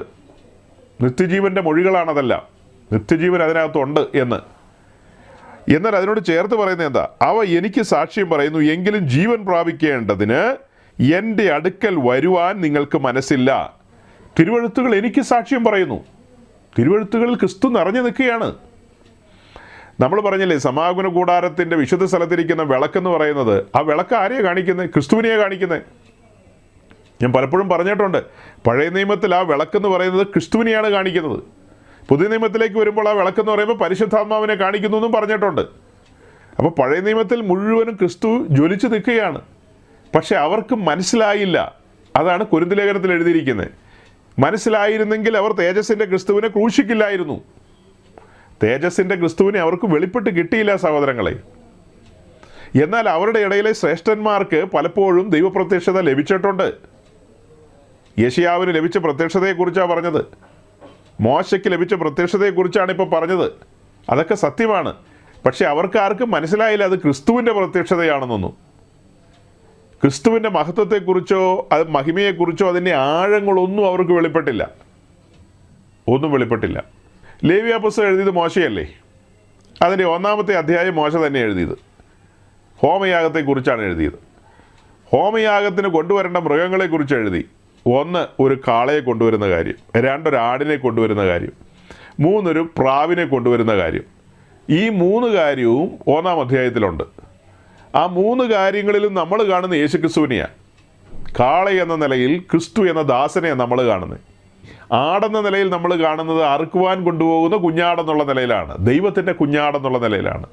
അവിടെ ക്രിസ്തുവിൻ്റെ സൗമ്യതയാണ് നമ്മൾ കാണുന്നത്, മീക്ക്നെസ്, സൗമ്യത. അതുപോലെ പ്രാവിലേക്ക് നോക്കുമ്പോൾ നമ്മൾ കാണുന്നത് എന്താ? കഴുത്ത് പിരിച്ചു പറിക്കാൻ വെച്ചിരിക്കുന്ന പ്രാവിലേക്ക് നോക്കുമ്പോൾ നമ്മൾ കാണുന്നത് ക്രിസ്തുവിൻ്റെ നിഷ്കളങ്കതയാണ്. ക്രിസ്തുവിനെയാണ് അവിടെ നമ്മൾ ദർശിക്കുന്നത്. ലേവ്യ പുസ്തകത്തിൽ വേറെ ഭാഗത്ത് നമുക്ക് 2 പ്രാക്കളെ കാണാം. 14-ാം അധ്യായത്തിൽ അതിലൊരു പ്രാവ് ക്രിസ്തുവും മറ്റൊരു പ്രാവ് തൻ്റെ സഭയുമാണ്. 2 ഇണപ്രാവുകളെയാണ് ചിത്രീകരിച്ചിരിക്കുന്നത്. ആട്ടെ, അതിലേക്കൊന്നും ഞാൻ പോകുന്നില്ല, അത് വലിയ കോംപ്ലിക്കേഷനിലേക്ക് പോകും. ഇപ്പോൾ വായിച്ച വാക്യപ്രകാരമാണ് പറയുന്നത്. പഴയ നിയമത്തിൽ ക്രിസ്തു നിറഞ്ഞു നിൽക്കുകയാണ്. ക്രിസ്തുവിൻ്റെ മഹത്വമാണ് ഇവിടെയൊക്കെ നമ്മൾ കാണുന്നത്, എല്ലാ ഭാഗത്തും കാണുന്നത്. എന്നാൽ പഴയ നിയമ ഭക്തന്മാർക്ക് അത് അതിൻ്റെ നിലയിൽ മനസ്സിലായില്ല എന്ന് മാത്രമേ ഞാൻ പറഞ്ഞുള്ളൂ. ഇതിൽ കൂടുതൽ എങ്ങനെ പറയുമെന്ന് എനിക്കറിയില്ല. നമ്മളീ പറയുന്ന കാര്യങ്ങളൊന്നും പഴയ നിയമത്തിലെ ആർക്കും അതിൻ്റെ ഗൗരവത്തെയും വെളിപ്പെട്ടിട്ടില്ല, മനസ്സിലായിട്ടില്ല. അതെല്ലാം മാളികമുറിക്ക് ശേഷമാണ് വെളിപ്പെട്ടത്. ക്രിസ്തുവും സഭയും തമ്മിലുള്ള ആഴമേറിയ ബന്ധം അതാണ് എഫേസ്യ ലേഖനകർത്താവ് ചിത്രീകരിച്ചിരിക്കുന്നത്. അതാണ് കൊലോസ്യ ലേഖനത്തിലും ചിത്രീകരിച്ചിരിക്കുന്നത്. ക്രിസ്തുവും സഭയും തമ്മിലുള്ള ബന്ധം. അതുപോലെ തന്നെ കുറച്ചും കൂടെ കടത്തി നമ്മൾ പറഞ്ഞല്ലോ, ഈ പറയപ്പെട്ട മഹത്വത്തിലേക്കൊന്നും വരാൻ ഒരു യോഗ്യതയും ഇല്ലാത്ത ജാതികൾ, ആ ജാതികളോടുള്ള ബന്ധത്തിൽ വെളിപ്പെട്ട വെളിപ്പാടെന്താ കാണുന്നത്? മഹത്വത്തിൻ്റെ പ്രത്യാശയായി ക്രിസ്തു നിങ്ങളിൽ വസിക്കുന്നു. ഒരു വാക്യം കൂടെ വായിച്ച് നമുക്ക് വേഗം അവസാനിപ്പിക്കാം. എഫേസ്യ ലേഖനം 2-ാം അധ്യായത്തിൻ്റെ 20 മുതൽ 22 വരെ നമുക്ക് വായിക്കാം. ക്രിസ്തുയേശു തന്നെ മൂലക്കല്ലായിരിക്കെ നിങ്ങളെ അപ്പോസ്തലന്മാരും പ്രവാചകന്മാരും എന്ന അടിസ്ഥാനത്തിന്മേൽ പണിതിരിക്കുന്നു. അവനിൽ കെട്ടിടം മുഴുവനും യുക്തമായി ചേർന്ന് കർത്താവിൽ വിശുദ്ധ മന്ദിരമായി വളരുന്നു. അവനിൽ നിങ്ങളെയും ദൈവത്തിന്റെ നിവാസമാകേണ്ടതിന് ആത്മാവിനാൽ ഒരുമിച്ച് പണിതു വരുന്നു. അവനിൽ നിങ്ങളെയും ദൈവത്തിൻ്റെ നിവാസമാകേണ്ടതിന് ആത്മാവിനാൽ ഒന്നിച്ചു പണിതു വരുന്നു.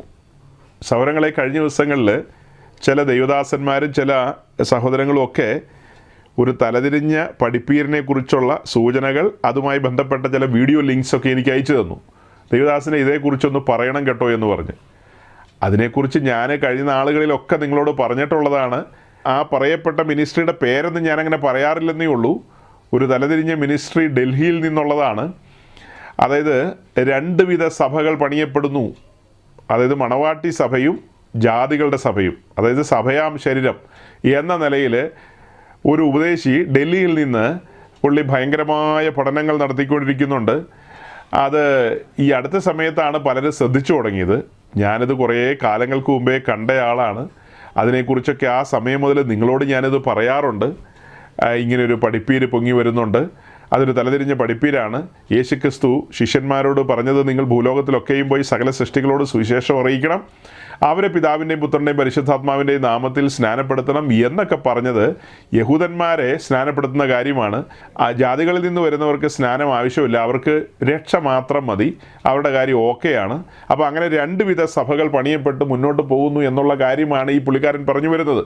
അപ്പോൾ അതിനൊരു മറുപടി പറയാമോ? അതൊരു വീഡിയോയിലൂടെ വരുമ്പോൾ മറ്റുള്ളവർക്കും കേൾക്കാമല്ലോ എന്നുള്ളതാണ് ആ വാത്സല്യ സഹോദരങ്ങൾ ചിന്തിച്ചത്. അതിനെക്കുറിച്ച് അന്വേഷിക്കുവാനും കൂടുതൽ അത് പ്രസൻറ്റ് ചെയ്യണമെങ്കിൽ അതിനെക്കുറിച്ചുള്ളത് പഠിക്കണമല്ലോ. അതിനൊരു സാവകാശം എനിക്ക് ലഭിച്ചില്ല. എന്നാൽ ഞാൻ മനസ്സിലാക്കുന്നതനുസരിച്ച് വരും ദിവസങ്ങളിൽ ഏറ്റവും അടുത്ത സമയത്ത് തന്നെ മറ്റ് പല ദൈവദാസന്മാരും അതിന് ഉത്തരങ്ങളുമായിട്ട് വരുമെന്നുള്ളതാണ് എനിക്ക് മനസ്സിലാകുന്നത്. കാരണം പലരും ഇതിപ്പോൾ ശ്രദ്ധിക്കുന്നുണ്ട്. ഇതൊരു ക്യാൻസർ പോലെ പലരെയും ബാധിക്കുന്നൊരു വിഷയമാണ്, അതുകൊണ്ട് അതിന് മറുപടി കൊടുക്കേണ്ടതുണ്ട് എന്നൊക്കെയുള്ള ചിന്തകൾ പല പാസ്റ്റേഴ്സിനുമുണ്ട്. അവരൊക്കെ അതിനുവേണ്ടി പ്രിപ്പയർ ചെയ്യുന്നു, ഉത്സാഹിക്കുന്നു. അത് വലിയ താമസമില്ലാതെ വരുമെന്നാണ് ഞാൻ വിശ്വസിക്കുന്നത്. ദൈവം അനുവദിക്കുന്ന പക്ഷം നമുക്കും നമ്മുടെ നിലയിൽ അതിനെ പിന്നീട് സാവകാശം പോലെ ചിന്തിക്കാം. ആ തലതിരിഞ്ഞ പഠിപ്പീരുകൾ അതെല്ലാം നോട്ട് ചെയ്യണം, എന്നിട്ട് വേണം അതിന് വിശദമായി പറയണമെങ്കിൽ. ഞാൻ ഓടിച്ചു പറഞ്ഞതാണ് ഇങ്ങനെയൊക്കെ അവർ പറയുന്നു എന്ന്. അതിൻ്റെ ഒരു ഖണ്ഡനമാണ് ഇപ്പോൾ നമ്മൾ ഈ വായിച്ച ഈ ഭാഗത്തൊക്കെ ഉള്ളത്. ഇവിടെ നമ്മൾ എന്താ കാണുന്നത്? ക്രിസ്തുയേശു തന്നെ മൂലക്കല്ലായിരിക്കെ നിങ്ങളെ അപ്പോസ്തലന്മാരും പ്രവാചകന്മാരും എന്ന അടിസ്ഥാനത്തിന്മേൽ പണിതിരിക്കുന്നു. അവനിൽ കെട്ടിടം മുഴുവനും യുക്തമായി ചേർന്ന്. നോക്കണം, കെട്ടിടങ്ങളല്ല, കെട്ടിടം. ഏറ്റവും മുകളിൽ 13-ാം വാക്യത്തിൽ നമ്മൾ കാണുന്നത് ദൂരസ്ഥരും സമീപസ്ഥരും ഉണ്ട്. അതായത് ഇസ്രായേലരും ജാതികളും രണ്ടുപേരെയും ക്രിസ്തുവിൽ ഒന്നായി പണിയുന്ന കാര്യമാണ് ഇവിടെ പറയുന്നത്. ക്രിസ്തുവിൽ ഒന്നായി പണിയുന്ന കാര്യം. അങ്ങനെ വായിച്ച് നമ്മൾ വരുമ്പോഴാണ് ഈ വാക്യം കാണുന്നത്. അങ്ങനെ വായിച്ച് മുൻപോട്ട് വരുമ്പോൾ നമ്മൾ എങ്ങനെയാണ് കാണുന്നത്? അവനിൽ കെട്ടിടം മുഴുവനും യുക്തമായി ചേർന്ന് കർത്താവിൽ വിശുദ്ധ മന്ദിരമായി വളരുന്നു. അപ്പോൾ കെട്ടിടങ്ങളില്ല, കെട്ടിടം മാത്രം. വിശുദ്ധ മന്ദിരങ്ങളില്ല, വിശുദ്ധ മന്ദിരം. ഏകവചനത്തിലാണ് പറയുന്നത്. ശ്രദ്ധിച്ചോണം, ഗൗരവമായ വാക്കുകളാണ് ഇതൊക്കെ. കെട്ടിടങ്ങളില്ല, കെട്ടിടം മാത്രം. വിശുദ്ധ മന്ദിരങ്ങളില്ല, വിശുദ്ധ മന്ദിരം മാത്രം. എന്നിട്ട് അവനിൽ നിങ്ങളെയും ദൈവത്തിൻ്റെ നിവാസമാകേണ്ടതിന് ആത്മാവിനാൽ ഒന്നിച്ചു പണിതു വരുന്നു. ദൈവത്തിൻ്റെ നിവാസങ്ങളില്ല, നിവാസമേ ഉള്ളൂ. നോക്കണം, വലിയ മർമ്മമാണതൊക്കെ. ഇപ്പോൾ വായിച്ച 22-ാം വാക്യത്തിൽ ദൈവത്തിൻ്റെ നിവാസം എന്ന് പറയുന്നതാണ് ദൈവത്തിൻ്റെ സഭ. ദൈവത്തിൻ്റെ സഭയാണ് ദൈവത്തിൻ്റെ നിവാസം. ഒരു സഭയെ ക്രിസ്തു പണിയുന്നുള്ളൂ, 9 സഭയെ പണിയുന്നില്ല. ഒരൊറ്റ സഭയാണ് ക്രിസ്തു പണിയുന്നത്. അതാണ് ക്രിസ്തുവിൻ്റെ സഭ.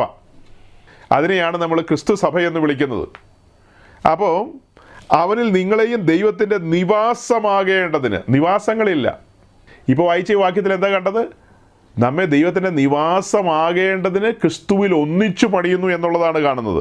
അവനിൽ നിങ്ങളെയും, അതായത് ക്രിസ്തുവിൽ നിങ്ങളെയും ദൈവത്തിൻ്റെ നിവാസമാകേണ്ടതിന് ആത്മാവിനാൽ ഒന്നിച്ചു പണിതു വരുന്നു. ആ ഒന്നിച്ചു പണിതു വരുന്നു എന്ന് പറയുമ്പോൾ അതിൻ്റെ അർത്ഥം എന്താ? അതായത് യഹൂദനെന്നോ യവനെന്നോ വ്യത്യാസമില്ല. രണ്ടു കൂട്ടരെ ഒരുമിച്ച് ക്രിസ്തുവിൽ പണിയാണ്. ക്രിസ്തുവിൽ പണിയാണ്.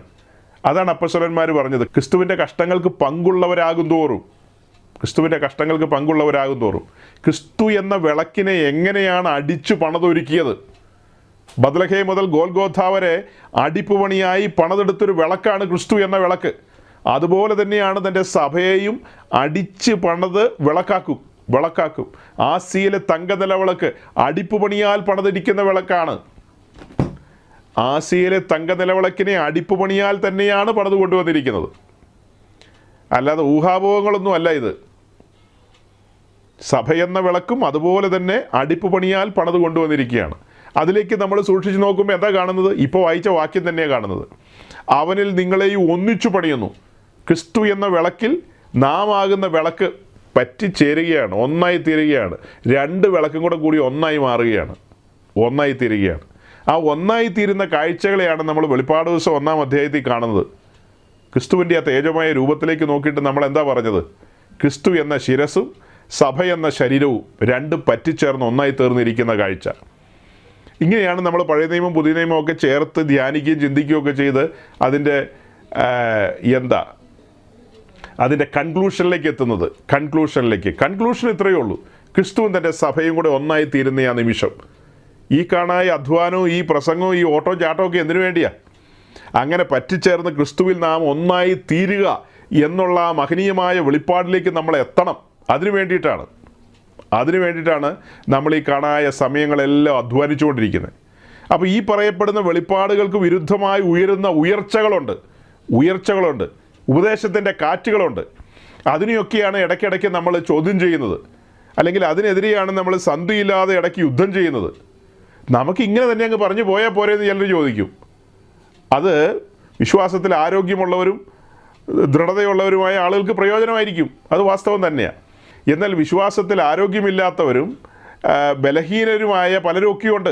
അങ്ങനെയുള്ള ആളുകൾ ഏതാ ശരി, എന്താ ശരി, എങ്ങോട്ടാ പോകണ്ടേ, എങ്ങോട്ടാ വരണ്ടേന്നൊക്കെയുള്ള കൺഫ്യൂഷനിലിരിക്കും. അതുകൊണ്ടാണ് അവരുടെയൊക്കെ മുമ്പിൽ നമ്മൾ ചില കാര്യങ്ങൾ തുറന്ന് സംസാരിക്കുന്നത്. വഞ്ചിക്കപ്പെടരുത്. നമ്മുടെ ഈ മെസ്സേജുകളുടെ ടൈറ്റിൽ എന്താ? വഞ്ചിക്കപ്പെടരുത്. പത്രോസ് എന്താ പറഞ്ഞത്? അധർമ്മികളുടെ വഞ്ചനയിൽ നിങ്ങൾ കുടുങ്ങി വഞ്ചിക്കപ്പെടരുതെന്നാണ്. ഇപ്പോൾ ഈ ഡൽഹിയിൽ നിന്ന് വരുന്ന ഉപദേശത്തിൻ്റെ കാറ്റെന്ന് പറഞ്ഞാൽ അതൊരു കൊടുങ്കാറ്റാണ്, അതിൽ അനേകർ വീഴുകയാണ്. അപ്പോൾ അത്തരം കാറ്റുകളെ പ്രതിരോധിക്കാനാണ് നമ്മൾ സത്യവചനം പഥ്യവചനം പ്രസംഗിച്ചുകൊണ്ടിരിക്കുന്നത്. അങ്ങനെ പ്രസംഗിച്ചുകൊണ്ടിരിക്കുന്ന വചനങ്ങൾ അനേകരെ ഉറപ്പിക്കണം. അപ്പോൾ തന്നെ കഴിഞ്ഞ നാളുകളിൽ നമ്മൾ ആഴമേറിയ ഒത്തിരി കാര്യങ്ങൾ പറഞ്ഞിട്ടുണ്ട്.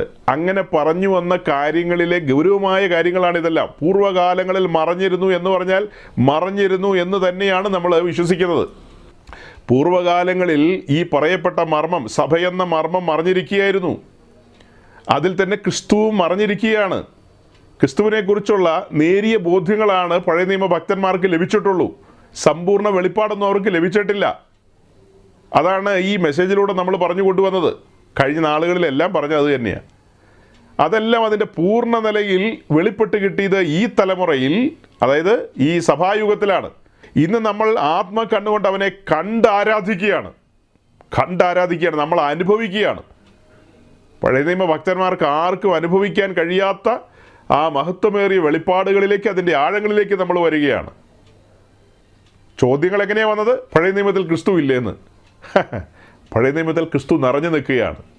പക്ഷേ ക്രിസ്തുവിനെക്കുറിച്ചുള്ള വെളിപ്പാടുകൾ, അതിൻ്റെ ആഴങ്ങളിലേക്ക് അവർക്ക് എത്തിച്ചേരാൻ കഴിഞ്ഞില്ലെന്ന് മാത്രം. ദൈവത്തിൻ്റെ മഹാകൃപയാൽ, പരിശുദ്ധാത്മ സഹായത്താൽ ക്രിസ്തുവിൻ്റെ മഹത്വം നമുക്ക് ദർശിക്കുവാനും നമുക്ക് അവനോട് അടുക്കുവാനും അവനിലായിത്തീരുവാനും ഒക്കെയുള്ള ഭാഗ്യമാണ് ലഭിച്ചിരിക്കുന്നത്. ക്രിസ്തുവിലായിത്തീരുക. അങ്ങനെയുള്ള ആഴമേറിയ വെളിപ്പാടുകളും ബോധ്യങ്ങളിലേക്ക് നമ്മൾ വന്നു. ഇടയ്ക്ക് നമ്മൾ സൂചിപ്പിച്ചു, പൂർവ്വകാലങ്ങളിൽ പ്രവാചകന്മാരും പിതാക്കന്മാരും നീതിമാന്മാരും ഒക്കെ കേൾക്കാൻ ആഗ്രഹിച്ച കാര്യങ്ങൾ, ദൈവരാജ്യത്തിൻ്റെ മഹത്വത്തെക്കുറിച്ചുള്ള ആഴമേറിയ ബോധ്യങ്ങൾ, അവർക്കാർക്കും അത് കാണാൻ കഴിഞ്ഞില്ല, അത് കേൾക്കാൻ കഴിഞ്ഞില്ല. എന്നാൽ ഒരുവൻ്റെ ഉള്ളിലേക്ക് ദൈവരാജ്യം കടന്നു വരുന്നതും, വലുവനായ ദൈവം അവൻ്റെ ഉള്ളിൽ വസിച്ചുകൊണ്ട്, അവൻ്റെ ഉള്ളിൽ രാജാതി രാജാവും കർത്താതി കർത്താവുമായി വസിച്ചുകൊണ്ട് അവനെ ഭരിച്ച് നടത്തുന്ന ആ ഒരു ആഴമേറിയ വെളിപ്പാട്, ആ വെളിപ്പാട് പുതിയ നിയമ ഭക്തന്മാർക്കാണ് ലഭിച്ചത്. പഴയ നിയമ ഭക്തന്മാർക്ക് അതിൻ്റെ ആഴം ലഭിച്ചില്ല. അപ്പോൾ ഇങ്ങനെ ആഴമേറിയ വെളിപ്പാടുകളും ബോധ്യങ്ങളും ഒക്കെ ലഭിക്കപ്പെട്ട കാലഘട്ടത്തിൽ, അതായത് സഭായുഗത്തിലാണ് നാം ആയിരിക്കുന്നത്. ഞാനൊരു വാക്കൂടെ പറഞ്ഞിങ്ങനെ അവസാനിപ്പിക്കാം. വിജാതീയ പശ്ചാത്തലത്തിൽ ജനിക്കപ്പെട്ട നാം ഓരോരുത്തരും തേജസ്സിൻ്റെ സുവിശേഷം കേട്ട് ദൈവരാജ്യത്തിലേക്ക് പ്രവേശിച്ചു. ഇന്ന് നാം ക്രിസ്തുവിൻ്റെ സഭയുടെ ഭാഗമാണ്. ആ ഒറ്റ കാരണത്താൽ നാം അനുഗ്രഹിക്കപ്പെട്ടവരാണ്. ആ ഒറ്റ കാരണത്താൽ. ഏത് കാരണത്താലാണ്? സഭയിലെ ഒരു അംഗത്തെ ലഭിച്ചു എന്ന ഒറ്റ കാരണത്താൽ നാം അനുഗ്രഹിക്കപ്പെട്ടവരാണ്. നാം സഭയുടെ ഭാഗമായി തീർന്നു. ഇതിനെക്കുറിച്ച് വിശദമായി പറയേണ്ടതുണ്ട്. ദൈവം അനുവദിച്ച പിന്നീട് നമുക്ക് വിശദമായൊരു മെസ്സേജിലേക്ക് പോകാം. ഇപ്പം ഞാൻ ഇങ്ങനെ അവസാനിപ്പിക്കുക. എങ്ങനെയാ? നാം ഇന്ന് സഭയുടെ ഭാഗമാണ്. ആ കാരണത്താൽ നാം അനുഗ്രഹിക്കപ്പെട്ടിരിക്കുന്നു. എങ്ങനെയാണ് ഈ കാലഘട്ടത്തിലെ പെന്തിക്കോസ്ത് പഠിപ്പിക്കുന്നത്? ഒരുവൻ രക്ഷിക്കപ്പെട്ട് സ്നാനപ്പെട്ട് ദൈവസഭയുടെ ഭാഗമാകുന്നു. പിന്നീട് അവൻ്റെ ഉപവാസവും പ്രാർത്ഥനയും അങ്ങനെയും ഇങ്ങനെയും പല നിലകളിലും അവൻ സഞ്ചരിച്ച് അവൻ അനുഗ്രഹത്തിലേക്ക് പ്രവേശിക്കുകയാണ്. അതായത് സാമ്പത്തിക ഉയർച്ചയാണ് ഈ അനുഗ്രഹം എന്നുള്ളതുകൊണ്ട് ഉദ്ദേശിക്കുന്നത്. അങ്ങനെ അവൻ അനുഗ്രഹത്തിലേക്ക് പ്രവേശിക്കുക എന്നുള്ളതാണ് ഇന്നത്തെ മെജോറിറ്റി പാസ്റ്റേഴ്സിൻ്റെ പഠിപ്പീര്. പണ്ഡിതന്മാരും പാമരന്മാരും ഒക്കെ അങ്ങനെ തന്നെയാണ് പഠിപ്പിക്കുന്നത്. എന്നാൽ ഒരു മൈനോറിറ്റി അതിന് വ്യത്യസ്തമായി പഠിപ്പിക്കുന്നുണ്ട്. എന്നാൽ നമ്മളിപ്പോൾ മനസ്സിലാക്കിയ വെളിപ്പാടനുസരിച്ച് എന്താ ഇപ്പോൾ പറഞ്ഞത്? ഒരുവൻ രക്ഷിക്കപ്പെട്ട് സ്നാനപ്പെട്ട് വരുന്നത് അനുഗ്രഹത്തിലേക്കാണ്. അവൻ ദൈവസഭയുടെ ഭാഗമാകുക എന്ന് പറഞ്ഞാൽ അസാധാരണമായൊരു തിരഞ്ഞെടുപ്പാണത്. അസാധാരണമായൊരു തിരഞ്ഞെടുപ്പ്.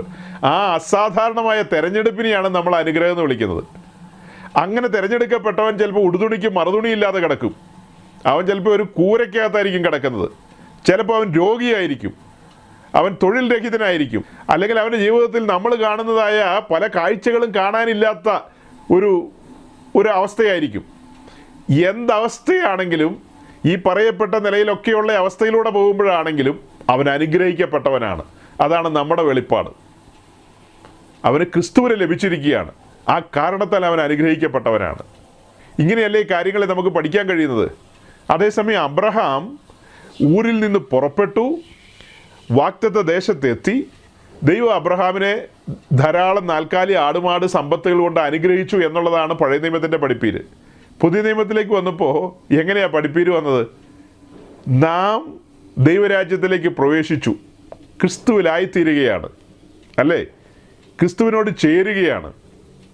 അങ്ങനെ ക്രിസ്തുവിനോട് ചേർന്ന് ദൈവസഭയുടെ ഭാഗമായി എന്ന ഒറ്റ കാരണത്താൽ നാം അനുഗ്രഹിക്കപ്പെട്ടു. ഇതൊക്കെ നമുക്ക് മനസ്സിലായത് ഈ പഴയ നിയമ പഠനത്തിലൂടെയാണ്. പഴയ നിയമം പുതിയ നിയമം ചേർത്ത് വെച്ച് അങ്ങനെ ചിന്തിച്ചും ധ്യാനിച്ചും പോയതുകൊണ്ടാണ് ഇത്ര കൃത്യമായി പറയാൻ കഴിഞ്ഞത്. ഏറ്റവും ഒടുക്കം ഞാൻ പറഞ്ഞ കാര്യം എല്ലാവർക്കും ക്ലിക്കായോ എന്ന് എനിക്ക് സംശയമുണ്ട്. ദൈവം അനുവദിച്ചാൽ പിന്നീട് വിശദമാക്കാമെന്ന് പറഞ്ഞല്ലോ, അതങ്ങനെ തന്നെ ചെയ്യാം. സംശയമുള്ളവർ പിന്നീട് ചോദിച്ചോ, കുഴപ്പമില്ല.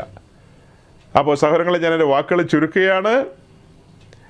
കഴിഞ്ഞ ദിവസങ്ങളിൽ നമ്മൾ സംസാരിച്ച കാര്യങ്ങളെക്കുറിച്ച് ചില പ്രിയപ്പെട്ടവരുടെ ചോദ്യങ്ങൾക്ക് മറുപടി എന്നോണമാണ് നമ്മൾ പറഞ്ഞു പോയത്. ക്രിസ്തു പഴയ നിയമത്തിൽ നിറഞ്ഞു നിൽക്കുകയാണ്, ക്രിസ്തുവിൻ്റെ തേജസ് വെളിപ്പെട്ടിട്ടുണ്ട്.